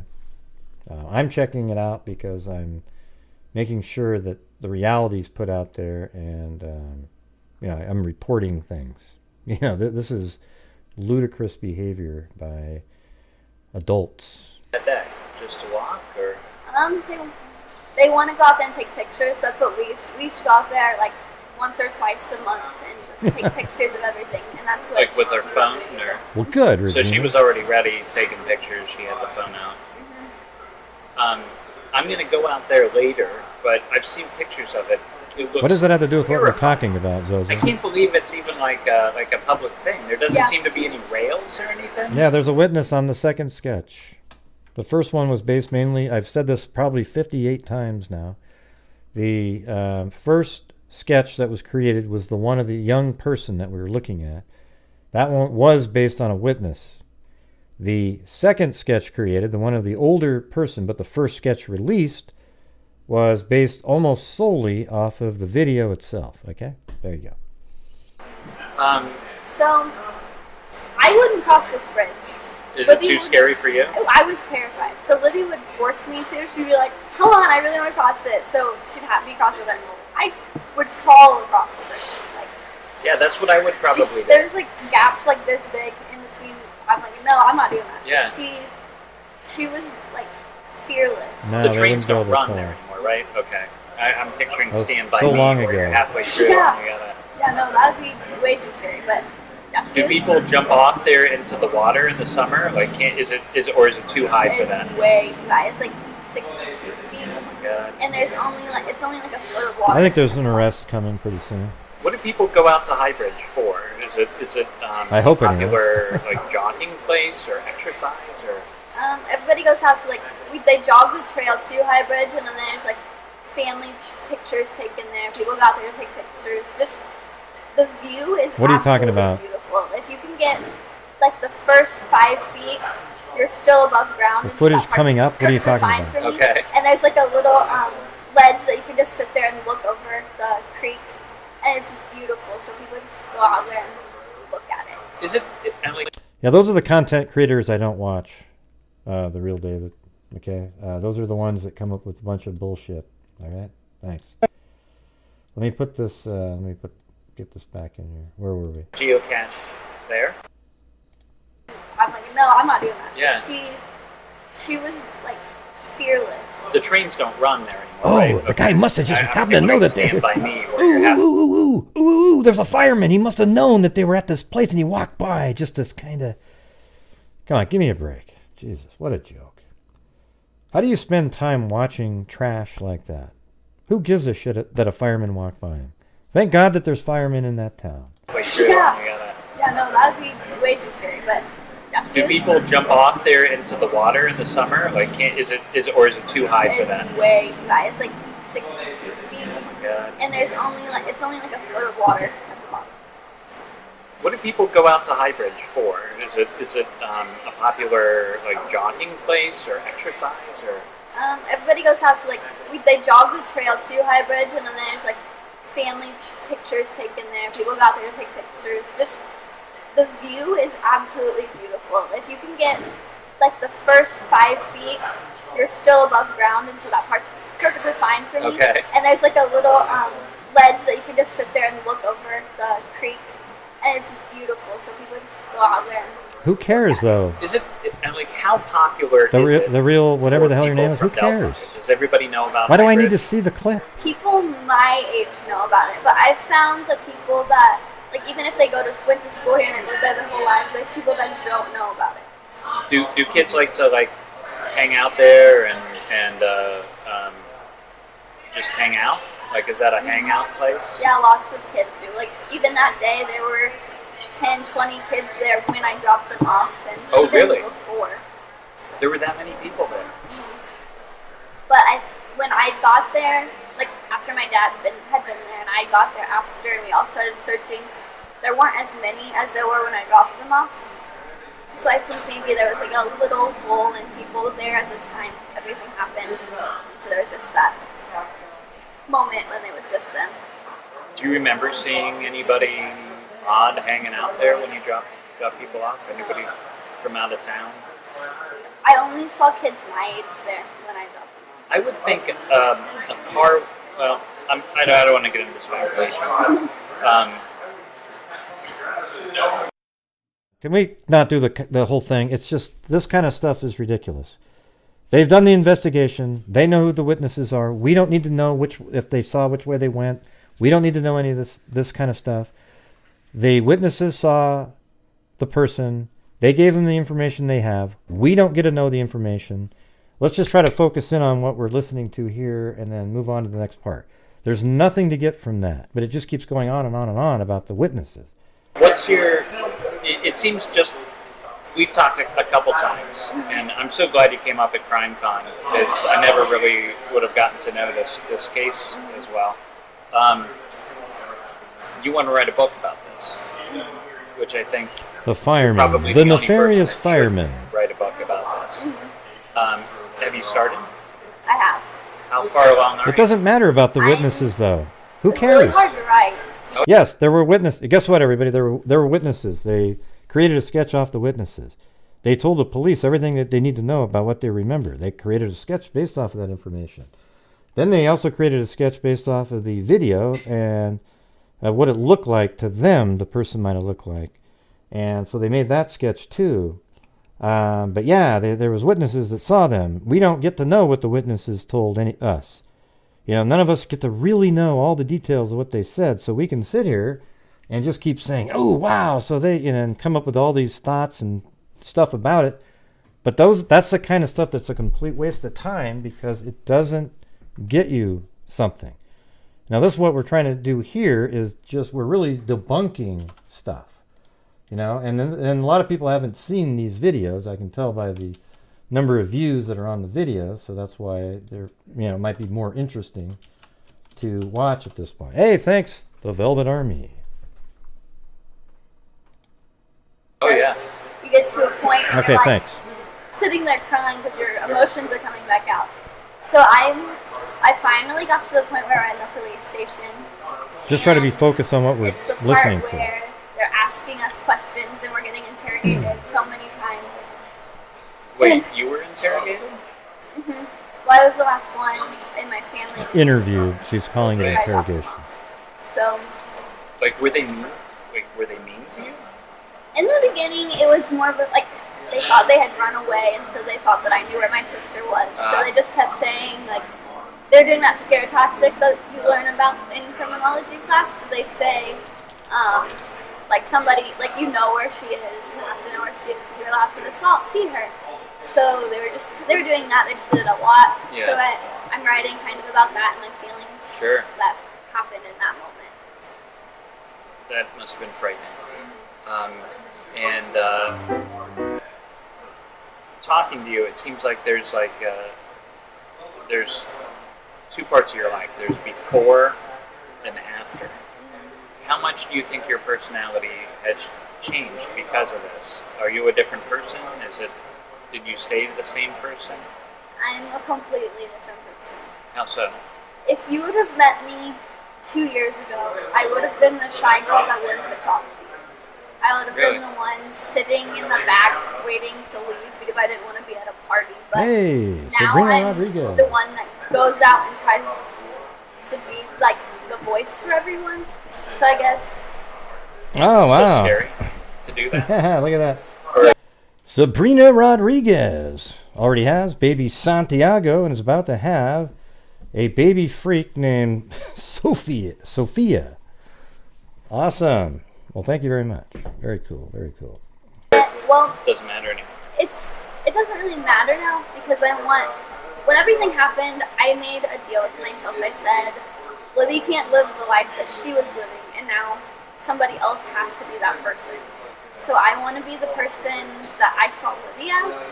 So, like, outgoing and fun and talking to everybody.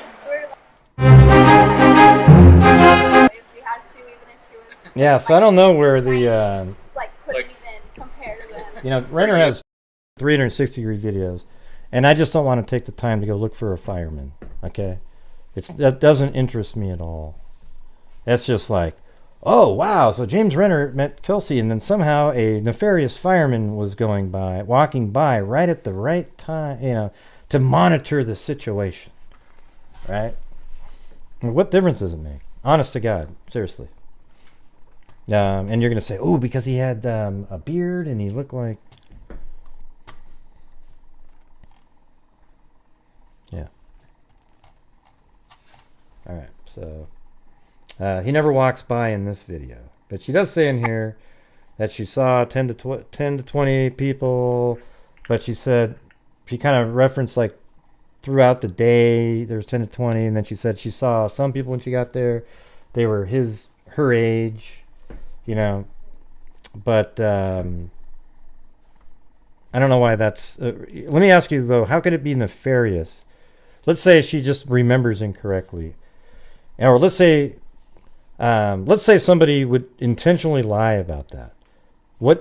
How would that solve something? Like, what is it? What do you get out of that? Like, let's say she's intentionally not bringing that up. Yeah, okay, the real David Bryson. A tirade? You're an idiot. Get out of here. Shit. No, it's not what you did. You said, Hey, have you seen the fireman? Oh, there's other content creator who made this really interesting. I just don't care, okay?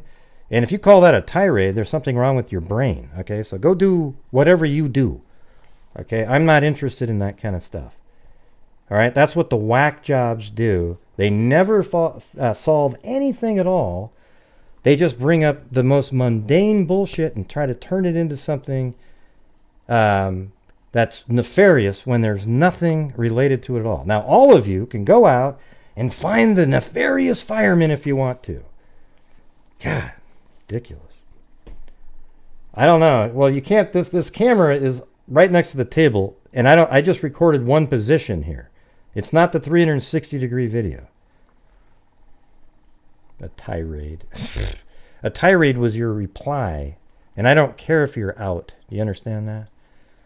Jesus. Why are we worried? I don't know. That's what I'm saying. Did you see the fireman? Man, he was the most nefarious fireman I've ever seen. He was... Yeah. Here, I'll make one attempt in the other... There's 2 videos from the restaurant. Now, let's see if I can find it. It's not that one. It's not that one. Okay. So there's this. So that's the second one. It's almost like you uploaded it twice or something. It's weird. No, it's a 7-minute and 42-second one. So let me get in here, and then I'll scrub through and tell... Wait. Ooh. That must be him right there. Look. I found it. The nefarious fireman. Is that it? Because 2 little girls. In your mind, you want to know what your sister's last. So you can scroll by. Okay, there. That's it. Right there. But in reality, he was outsmarted by 2 14-year-olds. Okay, is that the guy you're talking about? Oh my God! It's a human! Holy crap! Oh my God, we need to call everybody up on the phone. And you're right, Hurry up, quickly. Your sister outsmarted with the Snapchat. That was so revealing, everybody. I think we figured something out. There's more that they have that's never been released. Let's see. I know your grandparents have seen that, and I don't want to ask Uh-oh. specifics, but have you seen? I was worried I'd just stop. I haven't. You haven't. Do you not want to? I actually didn't know that they were going to see it, or else I probably would have asked to be there. These have always been like in the back of your mind. Was that satisfying, Dan? Sister's last You almost crapped your pants. In a way, I've always wanted to hear Yeah, there he was. So. How do we know he's a fireman, by the way? Let me try another. Let me try another one here. Let me go to that longer one and do that same technique. As I waste multiple minutes here. Let's head back. So he was just driving around, but let me... So when you went out to play, she's always tagging along. What's the age difference there between you two? Is it? She was really into sports, so she played a lot of sports. We talked about all of it, and so we talked about a lot about her freshman year that was coming up, and the things that she wanted to do, and the things she wanted to do together. Where was that girl in the orange shirt on that day? She was in a big fight with one of her best friends, Abby, but one of her other ones. Yeah. Well, that's it. That's the person they were talking about. Wow. That's unreal, man. Unreal. Jesus. Are you kidding me? I'm going to show that picture, Sabrina. I'm going to show it. Can I show it, Sabrina? She just sent me a picture. It's pretty though. It's crazy. Can I show it, Sabrina? There we go. Where is she? Okay. Here we go. Look at this. Look at that. Sabrina Rodriguez with baby Sophia. Look at that. And then she's right there. Very cool. You look very pretty. Good job.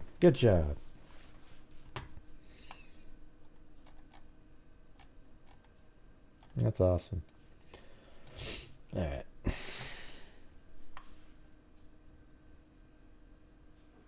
Yeah, I know, Plato. We were on to something else. I don't know if you noticed, but let's see.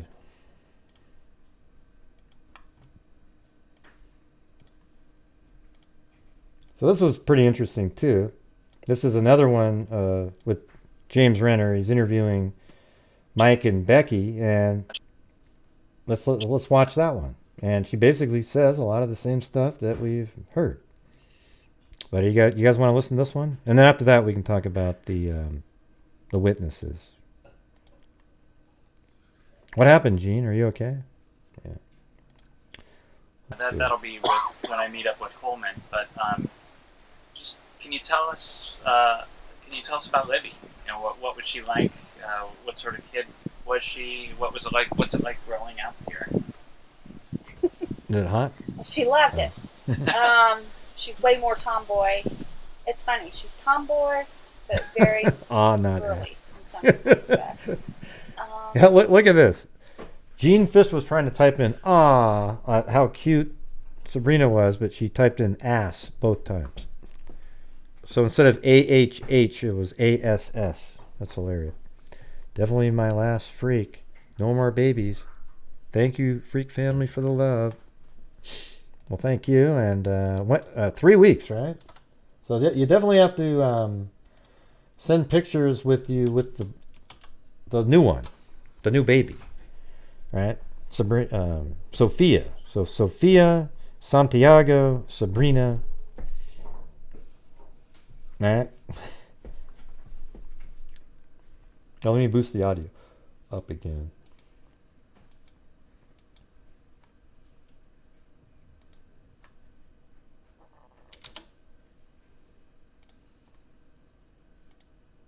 She loved it here. The swimming pool Yeah. was her. Trampoline. She was in that pool all summer. The trampoline. We haven't brought ourselves to get rid of it yet because she was bored. She'd come out and jump. There were many times her friends would come over and they camped out on the trampoline, but they would end up in the house before the night was over.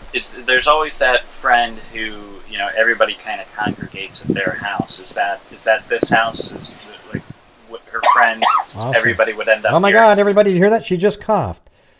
I don't know if you've ever if you've ever talked to Becky, but she coughs all the time. And then that little cough right there is the same thing that Slow Joe the dipshit used as some nefarious moment where she was trying to hide something. Okay? And Becky has made it known she's actually had cancer too. You know, it's out there, right? So the thing is she's been battling it. So what if it had something to do with that? I mean, Slow Joe, you're just a pile of shit, man. That's all there is to it. There's no other way of looking at it. I know that you think you're just so cool and you're so, ooh, let me get the white glove treatment. Let me go murder people because you're a psycho. Okay, you are not a good person. And that's the reality, but you've suckered your moronic listeners to believe that you're worth something. And you're not, okay? Now, to them you are, so I guess in that way you are worth something to them. The lowest common denominator of society. We would have them several times. We'd have House a house full of screaming girls, and one night they wanted to camp out there, and then they ended up moving into the pool shed because it started to rain and storm. We had a blast. There's a story about the trampoline that's just to tell you how Libby thinks. She'd asked for one years ago for Christmas, and we said, no, we're not going to spend that kind of money.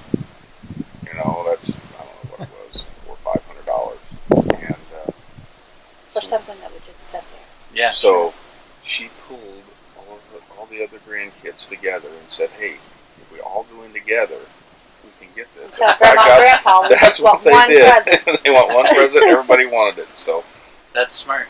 Yeah. So she's got her sister Kelsi.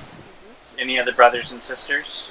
She does have, but not that live here. Okay. Kelsi and Libby lived here. Okay.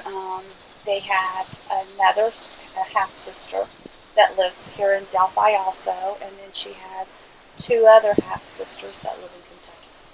And so she grew up here after age 3 or so. Now, can you kind of tell me what was going on in February of 2017? What was her life like at that time? Busy. Yeah. Just started swimming.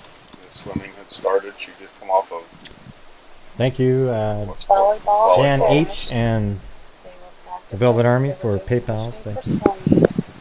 They had that weekend signed up for softball. softball sign-ups were out, so they were both signed up.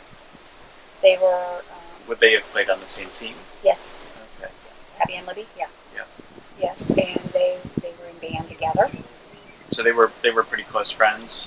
Mm-hmm. Very. They played volleyball together. Abby, one of the friends that would sleep out on the trampoline. Now, February. Now, it took me about 4.5 hours to get here. I'm from Akron, Ohio. In February, usually that's like the coldest time of the year. We get snow, and sometimes there's snowbank. What's February like in Delphi, Indiana? Do you have snow? Is it cold? Yeah. Oh, yes. Yeah, it typically is. I mean, it was a very odd day for February. There was actually a couple weeks there where it was up into the 60s, 70s. Yeah. Uncanny for this, Yeah. But it is Indiana. It can change. We can get 2 feet of snow coming down off of Lake Michigan. You know what I mean? Blowing down across here, or we get a big heat front, heat wave coming up from the south, which is what happened then, because it was probably up into the 60s. It was about 60 that day. Now Friday, Libby went with me on inspections. I do appraisals, and they didn't have school Friday either. Friday and Monday were snow makeup days. They didn't have school on Typically, Friday. they would have been in school, but Or Monday. since we didn't 2 days have off. winter, Oh wow. they got those days out. And so Okay. Libby went with me on Friday, How and we far in froze our butt advance? off. I'm sorry to cut you off there. Wait, how what did far she in say? advance did they know Wait, that what? they would have those days? Never heard that. School, but since we didn't have a bad winter, Oh wow. they got those days out. And so Okay. Libby went with me on Friday, How and we far in froze our butt advance? off. And we something about maybe played or I don't know. I'm sorry to cut you off there. How far in advance did they know that they would have those days off? Probably quite a bit. Oh, these were 2018, so they're only the next year after the murders, but late in the year, like. Here, hold on. Let me tell you when he was there. Hold on.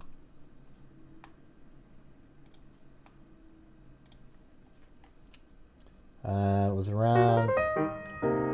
He was there in October of 2018, so like a year and a half after the murders. So it's really early on. Becky at this point wasn't sick or anything. Well, she might have been, but didn't know it. Or Well, probably a couple weeks, 2-3 weeks, I guess, because typically by February, I guess the school, whatever must decide. Okay, we're kind of out of the. Yeah. For us, January is. Yeah, I've said it before. I think that it could be that the shots account tried to lure 20. Maybe it was a whole bunch of kids that he tried to get out to the bridge, and could pick the one that came at a time where he had the best chance. When Libby and Abby were there, there was not another soul in the entire area. Nobody. It's probably one of our colder months. But prior to that, there was a bunch of kids in groups. February, you start seeing little breaks, and So they have a couple free days. This is a very long weekend. Libby goes with you on Friday. You're looking around at homes. Is there snow on the ground at all, or is all the snow melted? At this point, I don't remember. I can go back and look at the pictures we took that day. But I do remember this much. It was freezing. That day? Yes. And because we had our coats on, and it was like... See that? See, it was sunny, but remember, it was really cool because it was. The high that day was 43 degrees. And... the high would be more around noon or something, right? Because you're talking about days that end at 4 or something, maybe 5. No, actually, a little bit like 5:30, I think. So I don't know. It's hard to know what the high of the day would have been. But it was sunny out, and like kids always do, they pretend it's 1,000,000 degrees as soon as it comes out.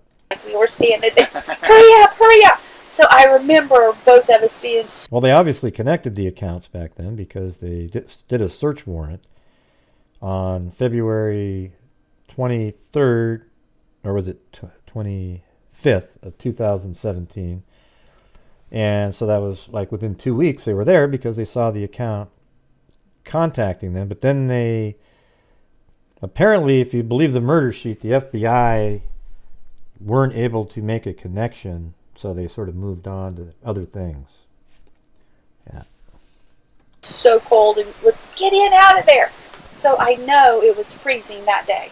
Was it normal routine? Is this something that they had done before where they get dropped off and they go on this trail and go for a little hike? How common was that?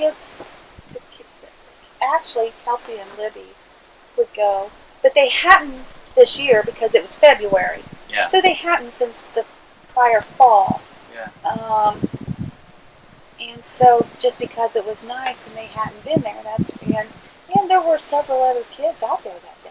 Really? For them, yes. You know what just does shock me though? How come somebody out there didn't go, man, now this is really interesting. A catfishing account.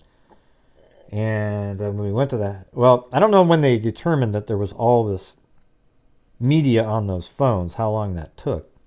But once that was discovered, you'd think that that would have been, let's take another look at this. Not some weird reset 2.5 years later when somebody finally goes, yeah, let's restart this whole thing. I mean, didn't anybody have a little bit of like just intellectual curiosity over what that might have meant and spend a little more time digging into it at the time? There were several people out there. It was a nice day, and that's what our community does, because we have all these trails. You go for a walk. It's pretty. And this drop-off, is it on the same road here? No. It's not on this it's road? It's 2 roads over. Okay. So... Oh my God, she coughed again. That must have been 3 roads over. She was going to go for a walk, and then somebody would pick her up. So Kelsi dropped her off, and the plan was that they would get picked up later. Dad was out doing some errands for me. This is Libby's dad? Mm-hmm. Okay. He was taking some pictures. He was already gone when she came out. That's me and said, moving hey, around the camera. Can we go to because Abby had spent the night there, and they were doing some work for me out in the office. And Kelsi came out and said, "Hey, I'm going to." All right, so here's the description. It's exactly. See, when people go, "Ooh, they're working together. They conspired to change the timeline." Well, guess what? I interviewed her. She told me the timeline because they have phone records and all this kind of stuff, and that's what I have. And when you listen to this, it's exactly the same. I mean, so the thing is she hasn't changed her story at all. It's really what it is. The fact. It's hard to change facts. Like the call coming in at 3:11 to Derek's phone as he crossed the. I think it's the Wilson Bridge, right? And then 3:14 as he pulled into the parking lot, he tried calling, it went to voicemail. So then he, listen to this. It's exactly the story, and it's been this way, and it hasn't changed. Go for a walk, and then somebody would pick her up. So Kelsi dropped her off, and the plan was that they would get picked up later. Dad was out doing some errands for me. This is Libby's dad? Let me rewind it back a little bit to the beginning of that. Normal routine, is this something that they had done before where they get dropped off and they go on this trail and go for a little hike? How common was that? Actually, Kelsi and Libby would go. But this isn't me interviewing here. This is James Renner. I interviewed her way back then. I actually talked to her and just got the whole timeline. I was the one that put out the original timeline, but nobody ever knows that or says that or anything like that. I'm just some lackey that showed up and started making videos. I didn't have anything to do with anything at the beginning. They hadn't. Which is totally bogus. I call it the flow of the crime. Everybody laughs at it. It's actually kind of a cool term, the flow of the crime, and it was something that law enforcement found interesting. They liked it. Okay? They actually got a hold of me so that they could, it wasn't law enforcement though, it was Robert Ives has nothing to do with what they're doing. So it wasn't like, ooh, man, that guy, he's sketchy. They got a hold of me because they thought that I could help make some graphics if they had a trial coming up, because it literally, when you watch it, you go, oh, that's what happened. And it was from publicly available information. And he told me, well, we could provide you with better information so you could be more accurate. And then we didn't hear back. No arrests were made. So then that's when Beth and some other people that live in Indiana would go out there, and I'd be on the phone, and we'd work through everything, and we figured out the exact locations of both photographs and where the killer was standing when he was being videotaped. Okay, I know that's not interesting to some, but without that, I swear to God, even a year and a half ago, people were still saying the wrong things. Incorrect, false information. So at least I can say that I had made a difference early on, and it's hard to make a difference later when there's really, all I can do is try to debunk people or keep the factual information flowing so that there's a rational place to go. Hey, thanks, Bossy. But other than that, it's hard to make a difference because we're, law enforcement's doing their thing. This year, because it was February. Yeah. So they hadn't since the prior fall. Yeah. And so just because it was nice and they hadn't been there, and there were several other kids out there that day. Yeah, a lot of kids were there that day. Yes, yeah. there were several people out there. It was a nice day, and that's what our community does. Because we have all these trails, you go for a walk. It's pretty. And this drop-off, is it on the same road here? No. It's not on this road? It's 2 roads over. Okay. Did you hear that? She said 2 rows over. Watch this, though. Oh, my God, she coughed. So how many roads over do you think it was? I mean, after she coughed, it must have that must have not have been true, so it might be 3 roads over? Wow, how tricky. That is weird. So she was going to go for a walk, and then somebody would pick her up. So Kelsi dropped her off, and the plan was that they would I was just kidding. Thank Dad was out doing some errands for me. This is Libby's dad? Mm-hmm. Okay. He was taking some pictures. He was already gone when she come out and said, hey, can we go to the... Wow, my stomach just went, Abby had spent the night here, and they were doing some work for me out in the office. They're doing some work in the office. And Kelsi came out and said, hey, I'm going to so-and-so's house. Hey, I'm going to... work at 4. And then her I'm boyfriend's going on to work. Well, Libby, of course, she was working. That's no fun. So she jumped up and said, hey. She said Libby was working. She said it wasn't fun. Since Kelsi said she was taking off, Libby jumps up and says, hey, can Kelsi drop us off at the trails? And I said, well, you got to have a ride home. I don't have time. I'd have a ride home. That's going to be Derek. A little bit. And so she said, well, I'll just call Dad. Well, he was out taking pictures. And so what she did, she called him and he told her that he would pick her up when he was done. So in an hour to 2 hours. He didn't know exactly, sure. But we knew it wasn't going to be more than an hour to 2 hours. Is he a photographer? Is that like what you say? He's taking pictures? No, we just have to take pictures of the houses we use. Yeah, it's just because she's an appraiser. Hey, Cairo, thank you. He said, hey, Gray, sorry, getting here, just watching a live stream. Did you know there were 2 vans under the bridge? One was full of puppies.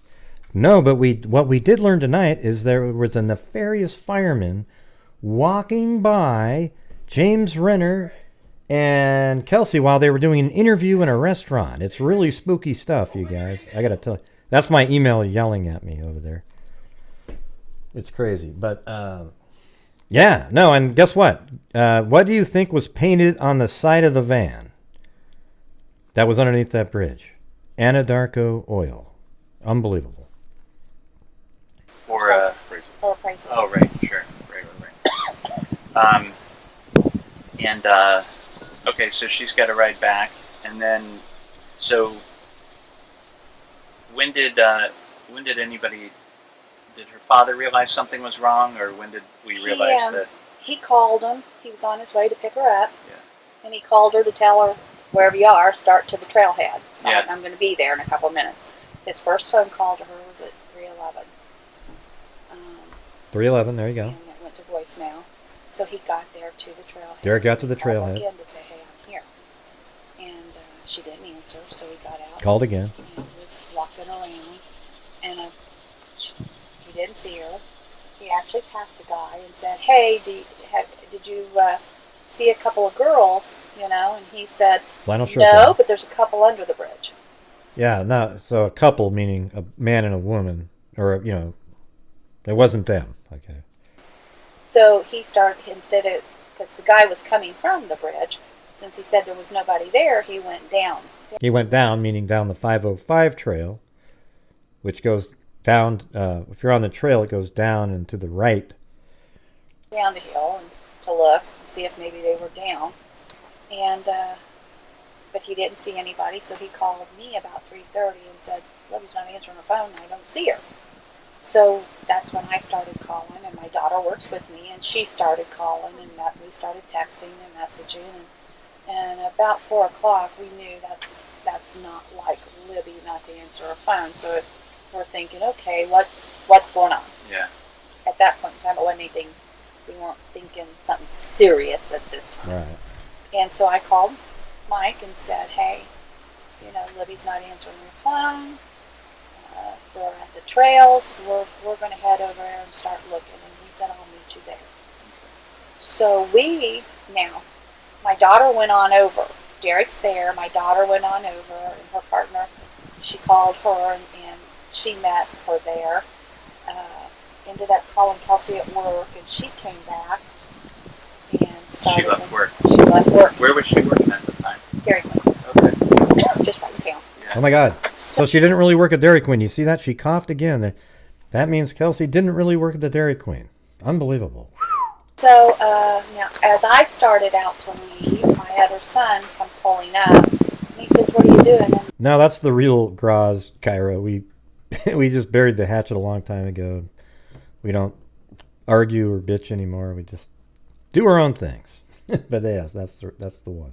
so I told him what was going on, so he got in the car with me, and we thought, okay, if they were to walk home, there's 2 ways they could have come. So we got in the car and we drove both ways, looking to see if maybe they had decided to walk home, something had happened, she lost her phone or something. We didn't see her, so we got there a little later than the others. Yeah, we seem to go over the same stuff every week, though, Zozo. The same stuff. Like, yeah, they did a press conference. They said, we want to know who the driver of the of the vehicle parked at the abandoned CPS building. That means they probably know the type of vehicle that was parked there. I think that they said that because they want to check to see if the person that heard the message, oh my God, they know what type of a car it is. They just want to know the person. Do they do something with the vehicle after they are after that press conference? That's probably what they were trying to do. They were just seeing how they would react to that information. Did they quickly sell a vehicle or something? I don't know. They know the particular vehicle, but they just don't know the driver of it. Maybe the vehicle that they saw is a vehicle that the person they're interested in drives, and they want somebody to say, oh yeah, that was so-and-so, and then have it match, you know. But yeah, I think they believe, it seems like, that the car parked at the abandoned CPS building is related. But while we were all looking, Yeah. I was on the phone with AT&T trying to get them to trace her phone. That's smart. Yeah, we've seen that. I don't know what their policies are, but they couldn't do it. They couldn't do it. They said, well, you can download an app. I said, well, if I had a phone, I wouldn't Yeah, that was pretty shitty, Cairo. I remember that. need Yeah, you, you know? So I was on the phone with them for probably half an hour, 45 minutes. Yeah. Just trying to do different things that they tried and send me from one person to another. And he was walking around, and he come up to me, and by this time it was about 5:15, somewhere in there, and I said, it's going to be dark pretty soon. Yeah. We need to call the police. And at that time he went in and he went to call the police, and I left. Well, his dad works on cars. That doesn't mean he modified the car that was It's something that's possible, sure, you know. Because I couldn't get a hold of Anna. I tried calling Anna and I couldn't get a hold of her, so I decided I was going to go to her house. Yeah. So I don't know. Yeah, I think we're all in that video.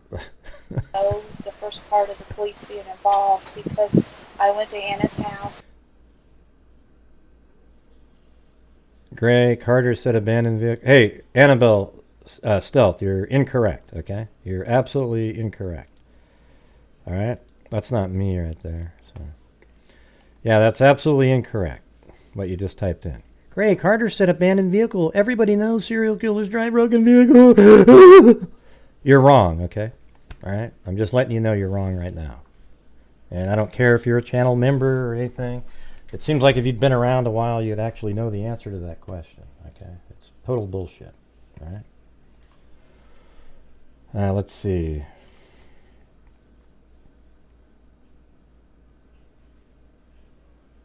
Yeah, I mean, we don't, you know, go like on panels or something, Cairo. I'm not arguing anymore, something like that. That was so long ago, like 2 years ago. I don't even. Yeah, but I understand Cairo. You know, people think the way they do because of things that people do. You know, like, you know, the thing is, you know, when Graz put out a video like on me that was totally bogus, you know, there was nothing in it that was true, all made to look a certain way, and then people took it, you know, then there was just a lot of hate going around and shit like that. And then, you know, I don't know what it was. A long time later, we just said, screw it, you know. We're not just going to keep going and going and going. Yeah. Hey, Annabelle, you're incorrect. So you're one of those sleuth channel members, aren't you? I knew it, man. I'll pay the $1.99 just to be a guy that's going to try to, you know, forget it. You're absolutely wrong, okay? And stay around because I'll show it to you in a second. All right, hold on a second. Yeah, I haven't gotten an argument with Graz in a long time. Yeah. I mean, I totally get what Cairo and everybody thinks. I don't ever forget what you did either. It's just I'm able to go, screw it, you know, for the betterment of whatever. I mean, there was just one time I didn't put you on said something wrong to you on a show and it turned into this huge thing. Yeah. Yeah, but I support you thinking that way, Cairo. I mean, everybody can think how they want, like on shit like that. All right, let me see. Hold on a second. Oh, stay around there, Annabelle Stell. Okay. All right, I'll give you the answer here in just a minute. All right. You're absolutely wrong. Okay. I know that people like you they probably have a hard time changing their opinion, but it is what it is. Let's see. When was this one? No, that wasn't it. Let me see. What would be a term? Maybe it's the Doug Carter one.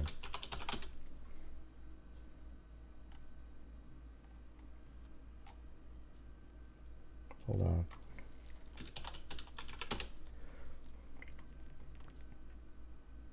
F you, Gray. I know it was an abandoned vehicle.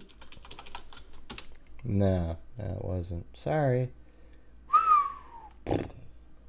Oh, this would have been 2019. Okay, this probably makes sense. What month do you think that was? What was that? When that press conference? Crap. I'm just reading my emails here. Oh, here it is. So I asked Doug Carter a question. I said, you said abandoned vehicle. Is that what you meant? Because he was reading a statement on that part. He got it wrong because it didn't make any sense. There was a building there that was abandoned, right? So I asked Carter the question and finally got a response from Jerry Holman who said, we do not discuss the details of any of our ongoing investigations, because I asked other questions, to include who is or isn't a person of interest. As far as the vehicle, we are looking for anyone who knows whose vehicle was parked at the abandoned building. So that is the answer. They fixed it. They also fixed it in the media right after that. But for people who want it to be a conspiracy theory, they just keep going on and on and on. Okay? So did you hear that, Annabelle? Did you hear that, what I just read to you? Does that mean anything to you, or you want to keep saying what you're saying? Huh? I don't know what you're talking about. I don't have an original message. I just have the one that says what it says. Read the original one. What?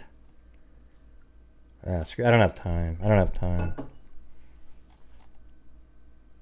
Let's see. What does it say? Yeah, well, I mean, I don't think she was at all. Oh, okay. That was a joke she says later. And then says F you. So that's where you know it wasn't a joke. Because why does it say up above? It says, Gray, Carter said abandoned vehicle. Everybody knows serial killers drive broken down vehicles. Okay. Then a minute later it says, oh, that was a joke. And then F you, Gray. So screw it, man. I really don't have time for any of that. Don't have time for it. If you make that crappy of jokes where there's no punchline or anything, then you're just going to have to live with the whatever comes out. Let's see. Hold on.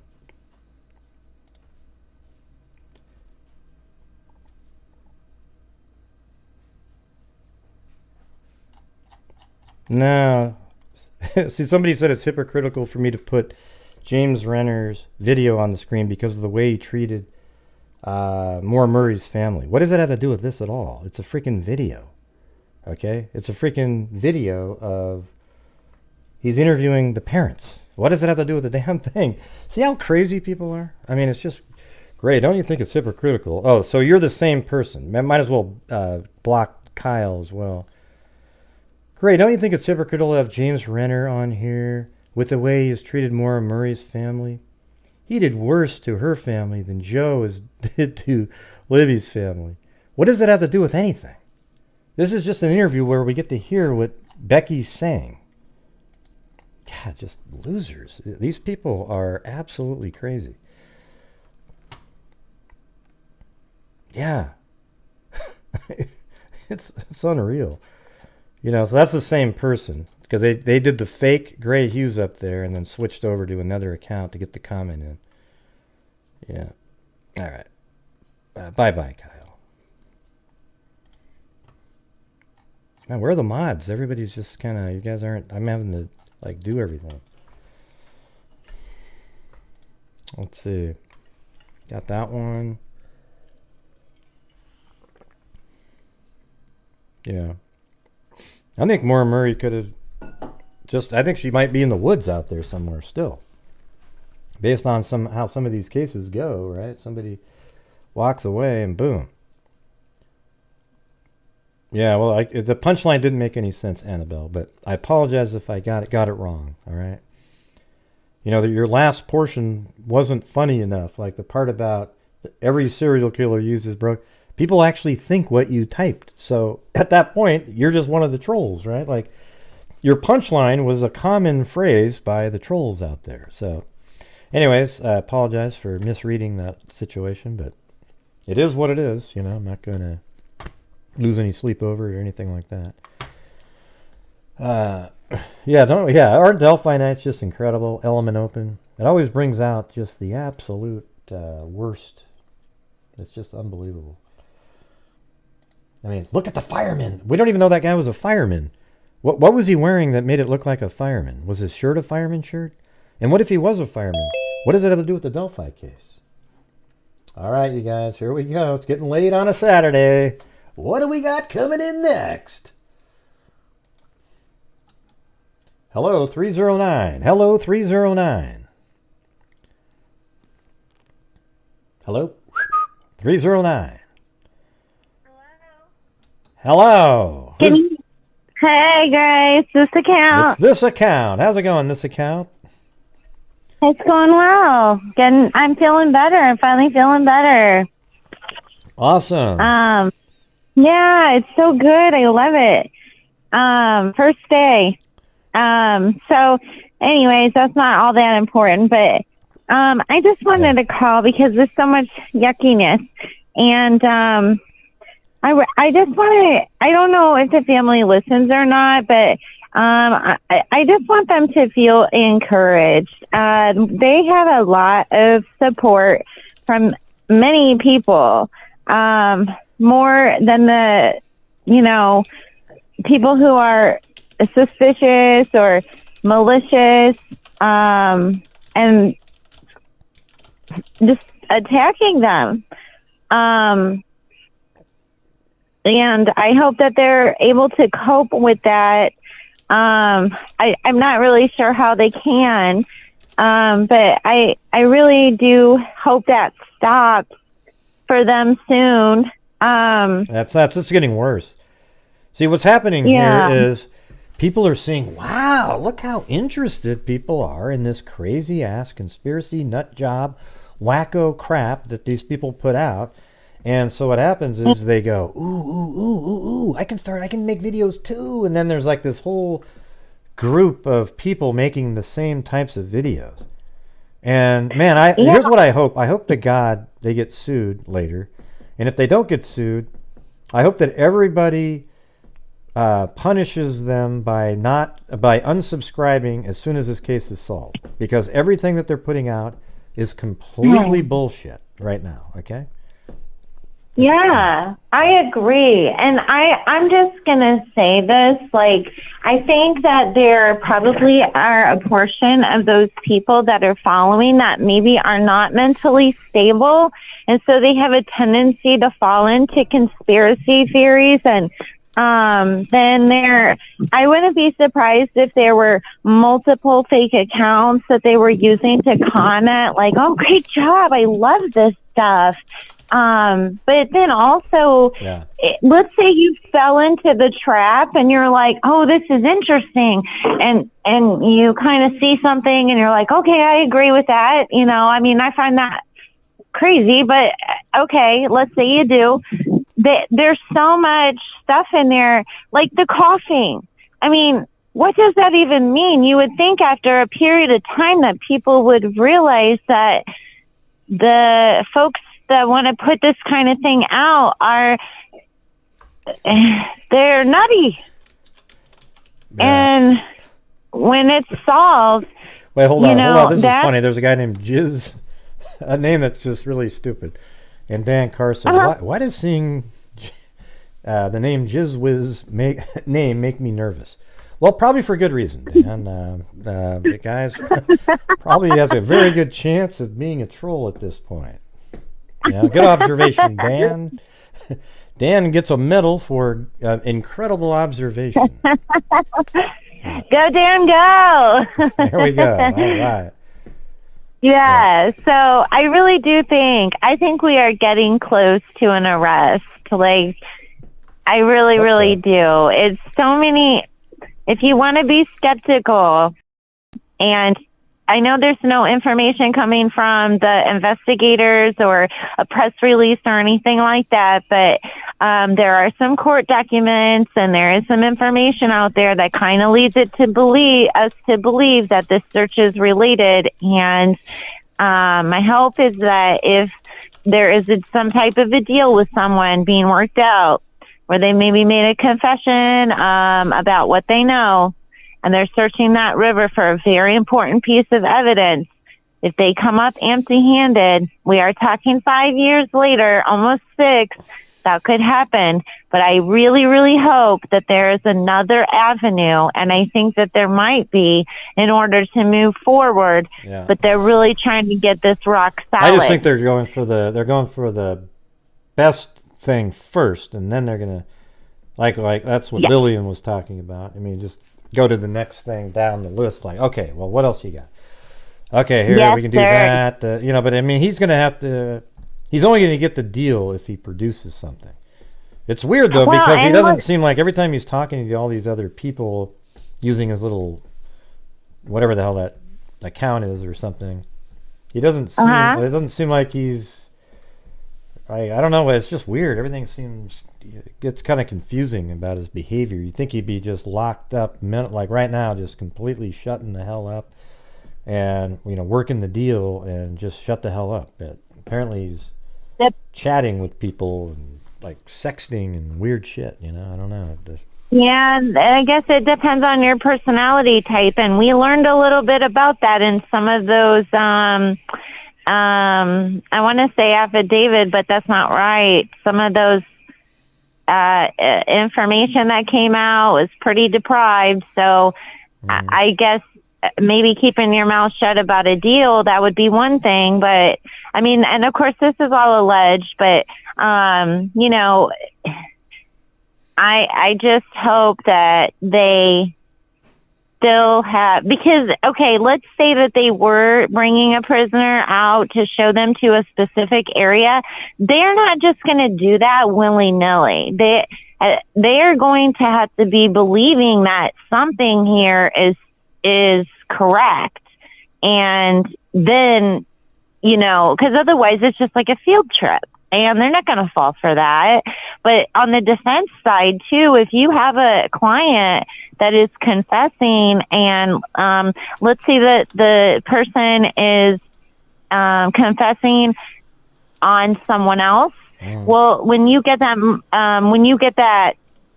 object, weapon, article, whatever they're looking for in there, that also adds credibility to your client. So you too want them to be able to find it as well, because it really seals the deal.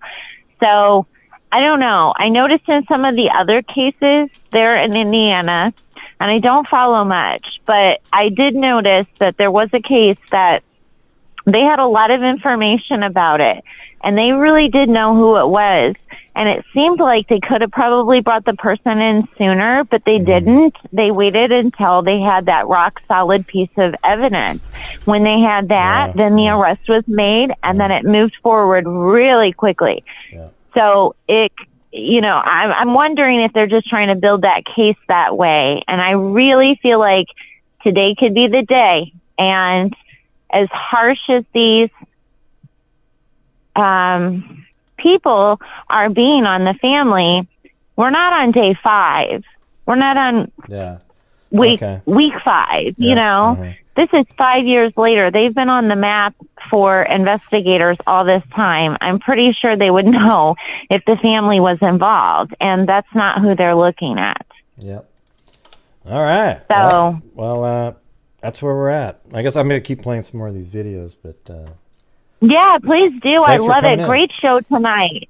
Yeah, I've been on a long break. I'll be on a break again, but great. I am thoroughly enjoying your show tonight, and I really appreciate your work. And I know I'm a pain in the butt to you sometimes, and you are to me, but I keep coming back, and you keep doing your thing. So, yeah. All right. Well, thanks. All right. Appreciate it. Glad you're doing better. Yeah. Thanks. All right. Have a good one. Huh? I just said glad you're feeling better. Have a good one. Oh, thank you. I really appreciate that. All right, let's see those videos and talk to you later, okay? Okay, all right, bye-bye. Bye-bye. Oh, sorry. This account. Let's see. Man, look at the naughty jokes going on in the chat here. Wow. Let's see.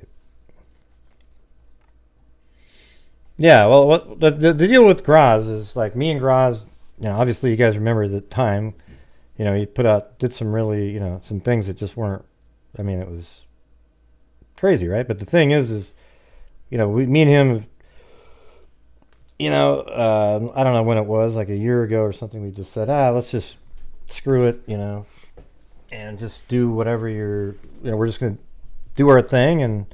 And he's actually been more like exposing the crazy shit too all the time. So I appreciate that, like at least he's noticing now the stuff that from, it was weird because before I think he thought a little differently. Like he would accept and have conversations about even the crazy shit. But I think he sees now the lunacy and the depths of the crazy shit that people say.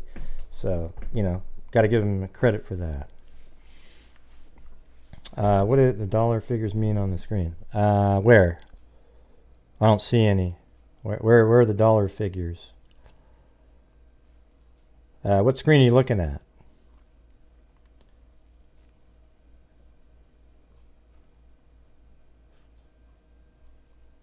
Oh, well, that live discussion wasn't very good either, David. That was a ridiculous thing. I got muted about 20 times and whatever. But I stayed on there, got through it, and it is what it is. All right, so let me see the... yeah, well, you'd have to get a hold of Cairo himself and apologize or something. There was stuff like you were saying about different people. I don't want to just go over it again. It's a waste of time at this point. On the where is there a dollar sign on my screen? I don't see it. Can anybody see a dollar sign on this screen that we're on?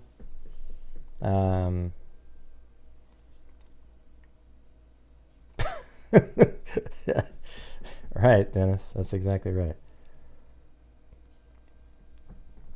Yeah, where's Cairo now? Where is he? Is he going to say something?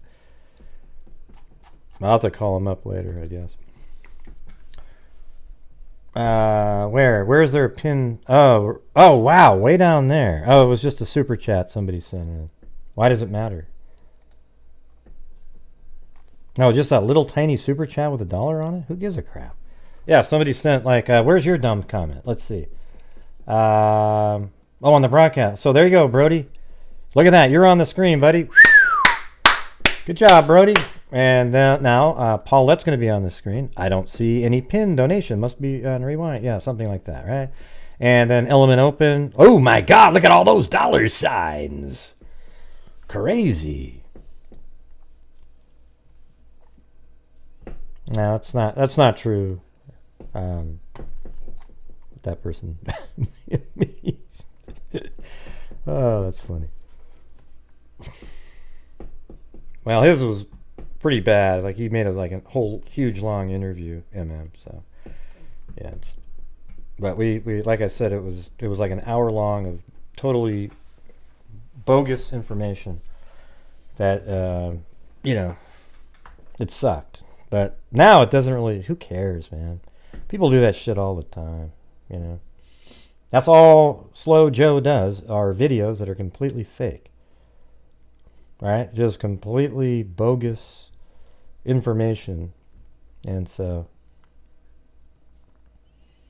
yeah, it was a $5 one, Brody. Are you interested in it? Why don't you send in a super chat, Brody, and get your name up there? I think that'd be fantastic. Yeah. Sorry for all my cussing tonight, but that's what I feel like doing, That's the only phraseology I have, for these types of people. Let me keep playing this up.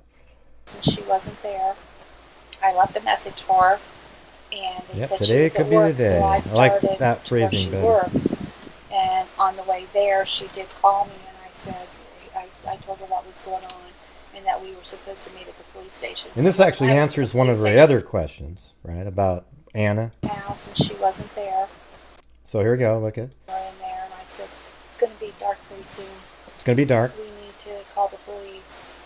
And at that time, he went in and he went to call the police, and I left because. I mean, Anna was working, so they probably didn't want to make her nervous because they might, usually the girls would just show up. Right? Oh, there they are. Yeah. Then at around right before it was going to get dark, they go, we got to call the police, and then they alerted Anna, right? I couldn't get a hold of Anna. I tried calling Anna, and I couldn't get a hold of her, so I decided I was going to go to her house. Yeah. So I don't know the first part of the police being involved because I went to Anna's house and she wasn't there. I left a message for her, and they said she was at work, so I started to where she works. And I think on the way there, she did Brody call might be me, a and troll. I told her what was going on and that we were supposed to meet at the police station. So her and I went to the police station. So I spent most of the night at the police station, or I think because they got all of their electronics and stuff like that. See, I don't even remember who went. What that bird? A lot of that's a blur. Sure. You mean they're getting their electronics to see iPads to see if maybe there was some message on there. Looking back on it, does her father's name is Derek? Does Derek think that the guy that he passed might have? He was an old guy. Yeah, so that was the flannel shirt guy. That's the guy Derek passed. And see how they're like, no, he was an old guy. But there's people out there today that still think it's the flannel shirt guy. And then they also think it's Ron Logan. Well, Ron Logan's an old guy. He was an old guy then. It's not Ron Logan on the bridge, everybody. And even though the police try to make a little bit of a case suggesting it using phrases like, not inconsistent, to give to a judge, and then they got a search warrant, and they found absolutely nothing related to the Delphi murders in Ron Logan's house, property, or anything. And if anybody thinks that a 70-something-year-old guy at the time would be that sleuthy to hide something, no, it's not Element Open. I'm sorry that you're delusional like that. You might want to join one of those channels. They think the same thing over and over and over again. It's not Ron Logan. It's not even close. Doesn't look like him at all. The information was trumped up. They found absolutely nothing to put it on him, and it's just not. So that's unfortunate. It's weird that you think that too. It's crazy because not one of the, like, Becky doesn't think that. Kelsi doesn't. Nobody else thinks that. Only people. I don't know what to refer to the people that think that, because it's irrational, completely 100% irrational that it's Ron Logan. He actually placed himself at the murder scene in his excuse. Like, oh yeah, I was at my house until 3. Then I went somewhere. Oh, wait a minute. So you could have done it. So wow, that was a great alibi. Which one? Your favorite bot? Oh yeah. Well, look at the link tree, everybody. You click on that sucker, it has everything.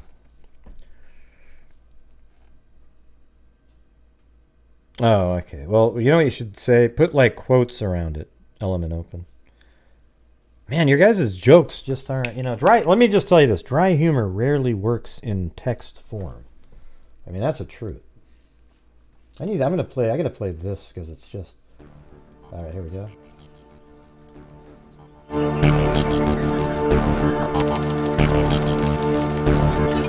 Wow. From the green forests of the Pacific Northwest, I bid you all good evening, or good morning, as the case may be. Oh yes, watch tonight as Cairo and Graz battle it out. It's going to be absolutely incredible, everybody. We'll also hear about a nefarious fireman walking by an interview with Kelsi and James Renner. Don't forget to also mention the crazy, absolutely wild book being knocked off of a bed by Becky, who nefariously then handed the same book to James Renner. Oh my God. Can't wait to watch that later.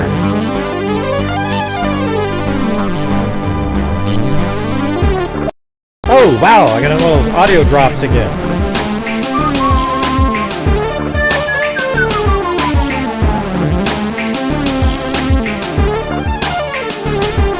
Oh my God, Kit Kat, you're going to have to work on that one a little bit.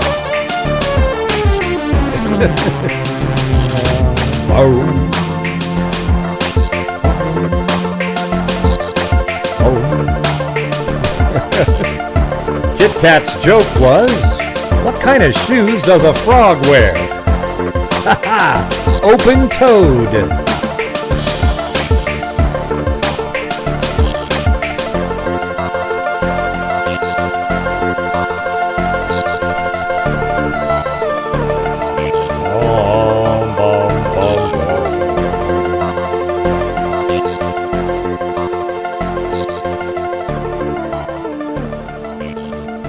Hey David, you seem really like you get really emotional and offended easily. You gotta have a bigger, what do you call it? This is YouTube, man. This is YouTube streets. You gotta be have a little bit, let things bounce off you a little bit more. That was obviously funny to everybody else, okay? But you Let it go. You're still talking about the fireman. Yeah, who cares, okay? I don't think that it was so ludicrous to be talking about the fireman who just happened to be walking by. I don't know what he would have had to do with anything. So, to me, it was funny, all right? So, it's okay, David. Don't worry about it, man. The world's going to still be here tomorrow.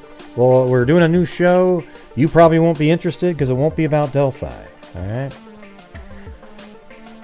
Let's see. Boom. KK is an open toad. Wow, that's crazy. That's unreal. Yeah, this is YouTube Streets, right? Support with Stefa. Oh yeah, look it. You know, some people think, oh, great, you know. Well, I only don't like it when trolls come in. But let me just tell you this. Like in the Kanika Jenkins case, I was one man against thousands of people, and I was the one that was right, okay? And I spent months being accused of the murder. I mean, they called it a murder. It wasn't even a murder. It was an accident. By saying that I was the security guard at the hotel. I was the 911 operator screwing things up. I was a bald-headed billionaire. I was a guy at the front desk. It just went on and on and on and on. And it's the same thing right now. Everybody, the lunatic, psycho idiots like Slow Joe, they always try to make it seem like the people who disagree with them are part of this larger cabal that's covering up the truth.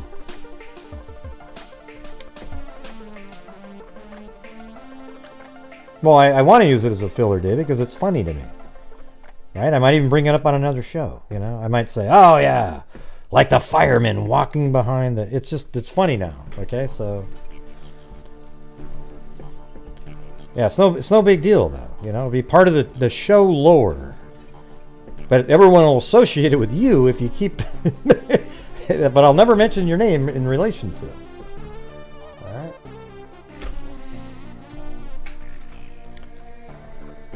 Oh, wait, I got a call here. Hold on. Oh, no. Oh, boy, here we go.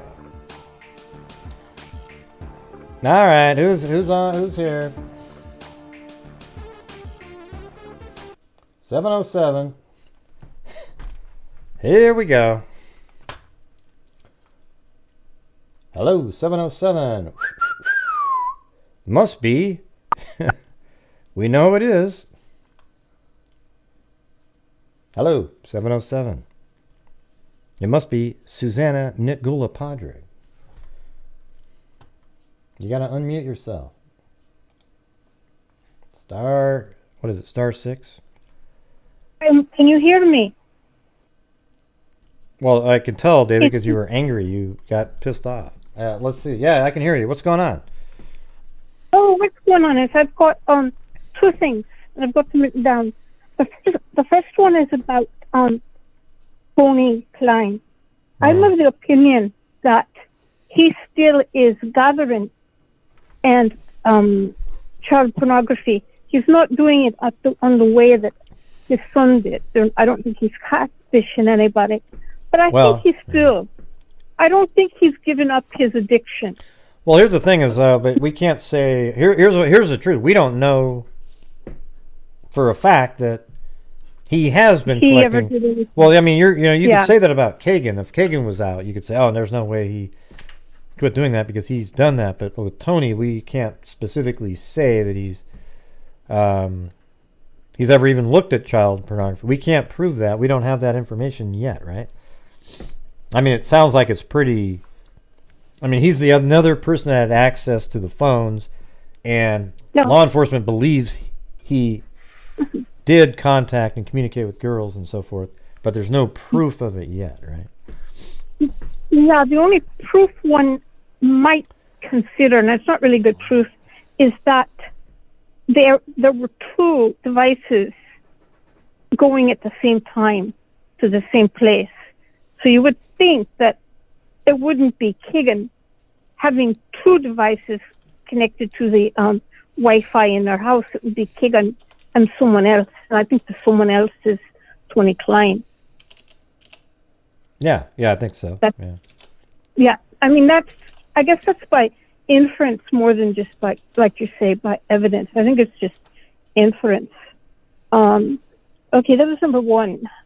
Number two is a little bit, I don't think it's too off topic. The reclassification of certain behavior now within the DSM-5, which is the psychologist's Bible, as a purely sexual disorder. And it's happening more and more.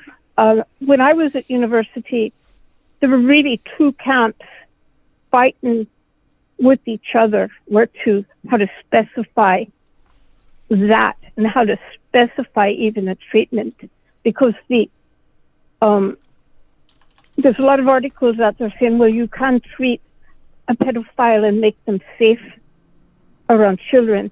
Or there's two classifications of pedophiles, one which has the thought but hardly ever does it, and the other that's a monster. And it's disturbing because in our world now, we're trying to collapse everything into tidy little boxes. And my worry is the box that what's called sexual disorders is in, it's going to go the way of other things, and it's going to get more normalized than it ought to be, if you follow what I'm saying. Well, yeah, I've talked about that 1,000 times with the pedophiles and the whole, there's a whole movement out there, because here's the thing, here's the argument that's going to be made. Pedophiles are born that way. Okay, everybody, they're attracted to pre-puberty children. So if somebody's out there and they tell you that they are a non-practicing, where there's no victim, you have to accept them, and you're going to be shamed by not allowing them to be a teacher at your school. There was somebody recently who just they're trying to get it changed from the word pedophile to somebody sent me the article. I go, see, I told you. They sent me an article, and they want to be called something attracted person. I can't remember the term that was used, but it's less nefarious sounding. So they're already trying to work that in, and then later on they're going to make it so that if you're not as long as you're not practicing, you are going to be shamed into not allowing them or not wanting them to be your teachers or anywhere near your children. You're going to be made to feel shitty about it, like it always is. So. It's frightening, and I'm in a kind of a philosophical discussion with one of my well, she's not a friend, but one of the people I studied with. There was minor. Okay. That's the term, minor attracted person. Exactly. I mean, how absolute? That's what Tracy Harrison typed in. That's the term. Yeah. Minor attracted person. Yeah. How dumb? How watered down is that? I mean, that is ridiculous. Right. You're taking the part that people associate with what actually is happening to give it a kind of sanitized label. Right. And the other thing that scares me a little is, there's new generations of psychiatrists and psychologists and other practitioners, and a lot of the people that were fighting a good fight are getting up there in age, and you've got some really bizarre people right now. So I'm in this discussion. I said, well, where would you classify a rapist then? Do you want to give rapists a psychological pass too? And I haven't heard her answer yet. I'm waiting for Which one? What was that question? What I said, what I've asked her since she's come up with the, kind of normalizing pedophile to a way. I said, okay, alrighty. Now, what would you do if a person is classified under, and I can't remember what it is, be a rapist? Mm-hmm. Is that to be normalized too? And I haven't got the answer back, because I think alternately attracted person. There you go. They're alternately attracted in some sick way, but we're going to call it something else. There, yay. Exactly. Yeah. it comes under a psychological disorder in the DSM-5. And to give them credit, the 2 versions back, the 3, was a little more loosey-goosey than 5. And they had to reprint number 5 because of some issues in that whole area. And the other thing is that, okay, they're saying, well, you can apply appropriate treatment. Yeah. I don't think you can. I think that, yeah, it's genetic, but it's triggering, how to put it so people can understand. That's okay. The genetics are triggering the behavior. So you're not going to be able to overcome the basic way your brain works. I don't know, the neurons and the biochemicals or whatever. Unless we come up with some new... I mean, here's the thing. It does suck for pedophiles, right? Because they're born that way, and it's like, oh, it's the only way they can satisfy their urges is to be, I mean, the answer is disgusting, right? So the thing is, what do you do with them, right? Yeah, you can. It's like, what do you do with them? You can give them some drugs, and talk therapy. Yeah. That doesn't make people safe. And you can keep them, I don't know, 300 meters from the closest school? Yeah, I mean, if you it's just kind of a weird scenario. It's like, I would never allow my kid to be anywhere near a pedophile. Like, if I had a kid, right? I'd just be like, forget it, man. There's no way in hell, and it's just kind of the way it is, so it's like, just a shitty lot in life. A lot in life, I guess. It's just what it is. So. Right, and some people choose to become chemically castrated or whatever to avoid their urges. But and I feel for them because they are acknowledging that this is shitty, and I need to not do it. But there's a whole group of people out there. It's a man-boy love group or something, It's like they're out there waving a flag saying, hey, we're good. We're just like everybody else. We've even got a flag. Right. And it's, and I just guess I'm talking too much, but I'm coming down to the very great worry that there's some of this product that's being distributed. Pornographic product about. Well, there's just so many of them now. It's almost like there's so many. It's almost become normalized in a way behind the scenes. Like nobody's paying attention. Yeah. It's wild. And so, sometimes you don't even think the person down the street is a pedophile. Yeah. And then you look up some report in the UK. I got one from my neighborhood, and it's like, hey, the person that lives in that house. Yeah. Did what? It's like, did what? Yeah. And so it's just that my great worry is a normalization of a heinous crime, and it is too bad that you're quote unquote born that way, and maybe someday in a more technological world, they can look at the genes in the fetus before the child is born, and play with them. Yeah, maybe. But that's in a far from. Well, that's sort of like eugenics or something. But anyways, I gotta get this other call. But bye. Yeah, thanks. Have a good one. Bye. Bye. All right, hold on. 978. 978. 5 seconds. 5, 4. Hello, who's this? Ray. Who's it's this? Element Open. Oh my God, it's Element Open. How's it going? It's going all right. I just called to say I love you. Oh, come on. No way.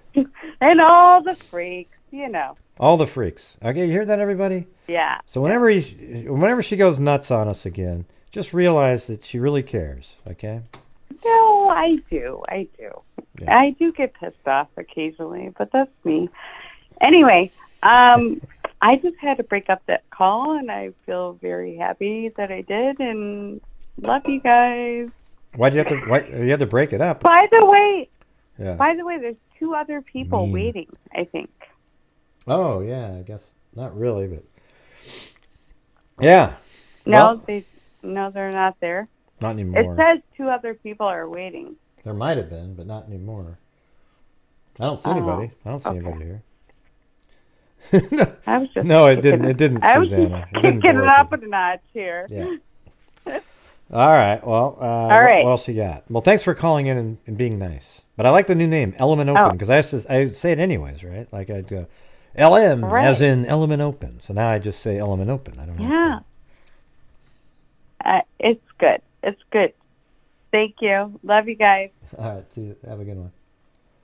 Bye. Element Open. And no, it wasn't boring, Susanna.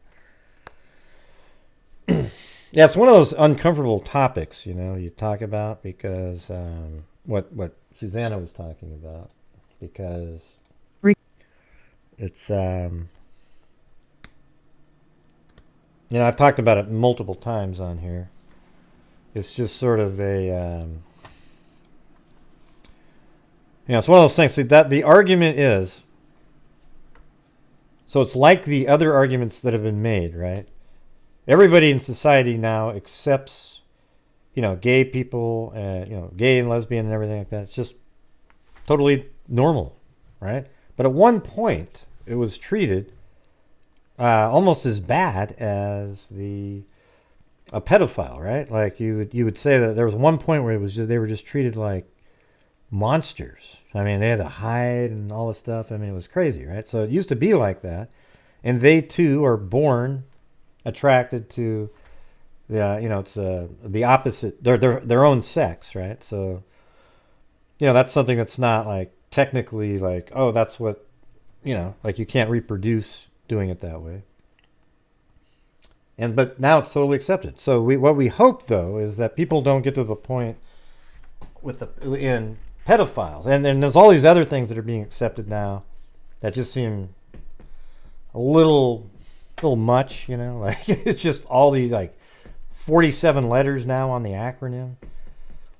And I think it's unfair to like gay and lesbian people to have all these other sort of like categories lumped in with them. And it's just total bullshit. Okay. So I don't know. I could see at some point but here's the thing. The same argument is going to be made for the pedophiles. Okay, it's the same. It's exactly the same argument.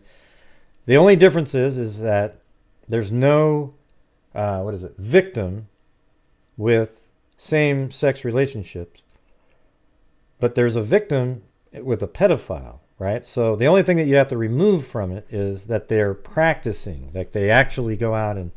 So as long as they're non-practicing, you are going to be forced to. I guarantee it. You know how this works, man. You're going to be shamed in at your schools and everything if you don't allow the teacher who's non-practicing to teach your kids.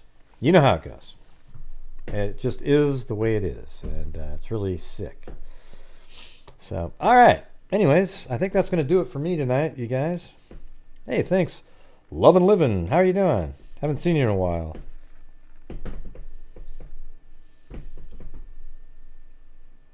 Yeah, well, it's about consent, but that has nothing to do with it, Alifair. What I'm saying is, as long as you're not practicing, would you still allow your kid to be taught by one? That's what I'm trying to say. So it doesn't matter to me whether they're, the whole thing about, well, the other one has consent, the other one, it's not relevant, okay? It's not relevant. The part that's relevant is they're born that way, and at some point they're going to make it so that you're going to be shamed into not allowing a non-practicing, meaning there's no victims. I've already taken that part of your equation out, so you don't get to use that in the argument. So make it take out the part where there's a victim, And now it's just a person who is, non-practicing pedophile, right? So then you're going to have to accept them because, hey, they were born that way. They're going to be a protected class. I mean, it's going to be really, you watch, about 20 years. The arguments are already being made out there, and if you ever want to look it up, you'll see it. But it's probably not something that you'd want to go see, but the arguments are out there. It's crazy. Absolutely nuts. All right, so. Anyways, let's see. Thank you to Swerbs. I think I've got everybody back in here. Swerbs, Kathy Freidenmaker. I don't know if I got Swerbs. Let me make sure. Got that in the. Kathy Freidenmaker, Candalee Woodward Stone. Huh? She said. Let me get that in there. She said. Huh? Curious Biscuit. Element Open. Gave a gift of a membership. Don't know who got it. Tracy Seamer. This account. Element Open. Alley Cake. LGM. Georgina Stoliker. Tammy on the Run. Quietly Frozen. The coolest name in YouTube history. Cindy Leon. Quietly Frozen again. Georgina Stoliker. Linda Howell, as in Linda Molden Howe of the Cattle Mutilations and Crop Circles. Linda Howell again, 34 months as a Megazoid. Rhea Mazaron. Kit Kat. Ivy Push H, she called in. That was a good call. The cat eye donation. Lynette Burns. May I suggest a light alcoholic beverage during this gray? Carolina T. A wave. This account. Today could be the day. Georgina Stoliker. This account again. Or then there was a George Leonard. And this account again. Today could be the day. Sleep well. Monster Cuffs coming. Amy's Justice League. Love you and the Freaks. Love you too. Nona 617. The Velvet Army. Sabrina Rodriguez. With, let's see. Now I got to remember the name. Sophia and baby Santiago. Sophia's on its way. Sabrina again, and then Bossy. Cairo. Element Open. Your Gypsy. This account and Your Gypsy. Then on PayPal we had Jan H. The Velvet Army, which is a cat eye, and Nancy and Lillian, yeah. And then also Paulette Leonard. All right. Excellent. Well, I hope I got all you guys' names in there, but I'm going to go ahead and get together the wheel now.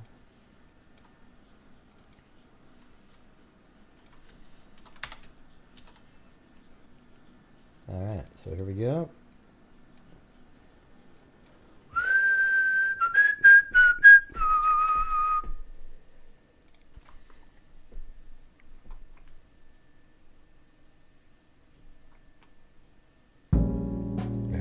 There we go, everybody. There we go. We're going to do the... well, send me an email at Sabrina Rodriguez.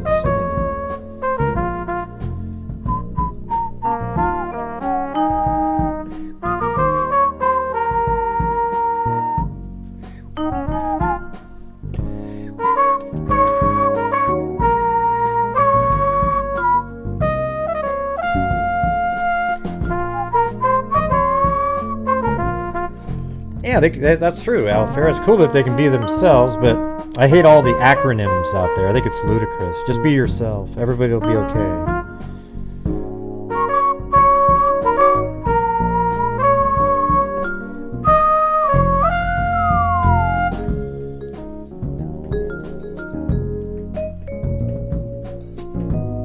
Okay, so there you go, Alfair. You just... it was almost a little hypocritical. You got to throw them in too, right? Because they're born that way. You know, as long as they're not practicing, can't they just be themselves too?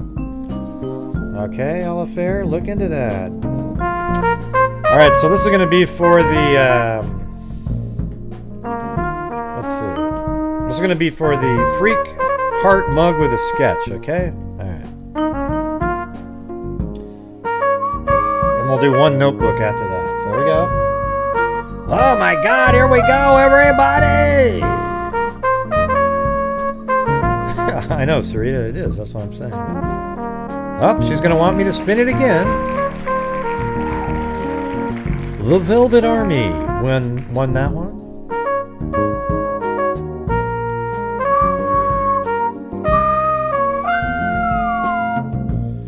Here we go.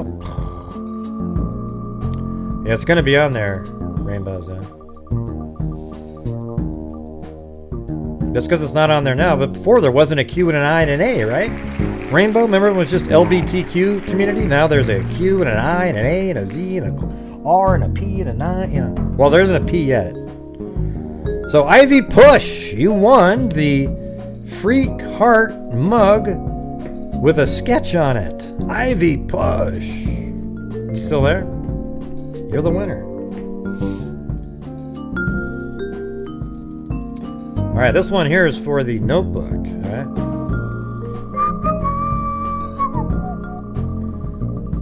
You just have to send me your address and I'll send it. Look at that, it's going to be this account! You won the notebook, this account.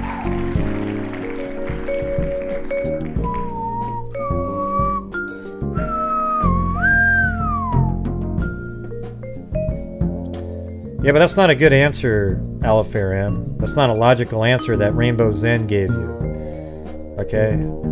It's just sort of a simple, hey, it's not part of the LBTQGQIA. Well, let me ask you something. Where did all those other letters come in? Remember when it was just LBTQ? Yeah. Okay, but they added more. You don't think they might be adding some more in the future? I'm just telling you, you guys, that's being naive. You're being naive there. Alright, you still there, LM? Did you get your,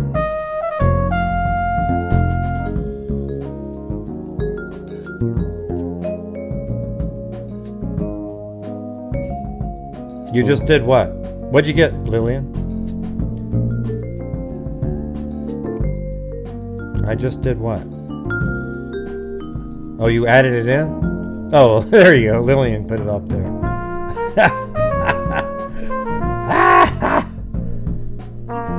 That's not conspiratory at all, Shane. Go look it up. Educate yourself a little bit. There's a movement.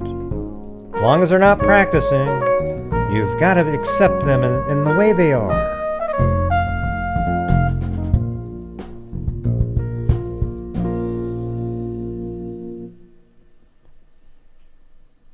I don't even know what you're talking about, Sunset Grazing. I almost got to just remove your comment because it's just weird. You know, nobody was even talking to you about that. Yeah. Yeah, I totally agree with that, Anna. Unfortunately, that's not going to make any difference. It's always the powers that be. So, anyways, all right, everybody. Thank you all for being here. I appreciate it. You know, crazy conversations tonight. I think, I just wanted to show you the stupid ass questions that are being asked out there and conversations and videos that people are making on the families of, I think we did a good job tonight of just showing you how ludicrous it all is. These questions that are asked that absolutely have no meaning whatsoever to anything. All right? Awesome. Who actually, so who won the spin, though? Just the last one. Just send me an email with your address and I'll send you the notebook. Thanks, everybody. I appreciate it. We'll see you next time. And as I always say, until next time, peace. Safe out there. And thank you, freaks, for supporting the channel always. We only have a little ways to go to get that $100,000 donated to charities and a DNA fund since January 2020. To me, that's insane. Unbelievable. And that's because of you, the freaks. Yeah, been doing this true crime thing for quite a while now. You know, that's just one step. And during this whole above time, I have not seen one person that is a crime dissector. Getting that stupid audio drop. I'm a certified human lie detector. Gonna get ya on a stretcher if you try and play me like an old projector. Crime sector is my nectar. Professor Greg is gonna give another lecture. Crime collector, freak connector. And I'm always gonna be a pup protector. Fool deflector, Interceptor. And I'm here to let us spectre with a vector. on his specter With all respect, y'all. Just remember, I've a temper fucking check, y'all. I have no agenda. All of agenda. And I'll serve it to you Straight without a blender. And in the end, I'm gonna send ya on a mission to reveal the true offender. Yeah, so I'll just get right back to work. All right, everybody? Talk to you later. All right, everybody. Thank you. Thank you. And hey, did you guys like the part where the guy was coming down and he went up? Oh my God! What you? Oh, you mean the fireman? Yeah, the fireman, when he was walking through the restaurant and. Yeah, I remember that part. Let's not talk about that, okay? Let's just let water be under the bridge. But I thought it was really interesting, great. Yay. Love all you guys too. Sabrina Rodriguez, she's got her little baby coming real soon now. We're going to get to see some pictures of Sophia. You know, it's going to be awesome. And she did say that was the last child she's going to have. Right. All right, see you guys later. And until next time, be safe out there. Be safe out there, Gray G. Wow, that was weird.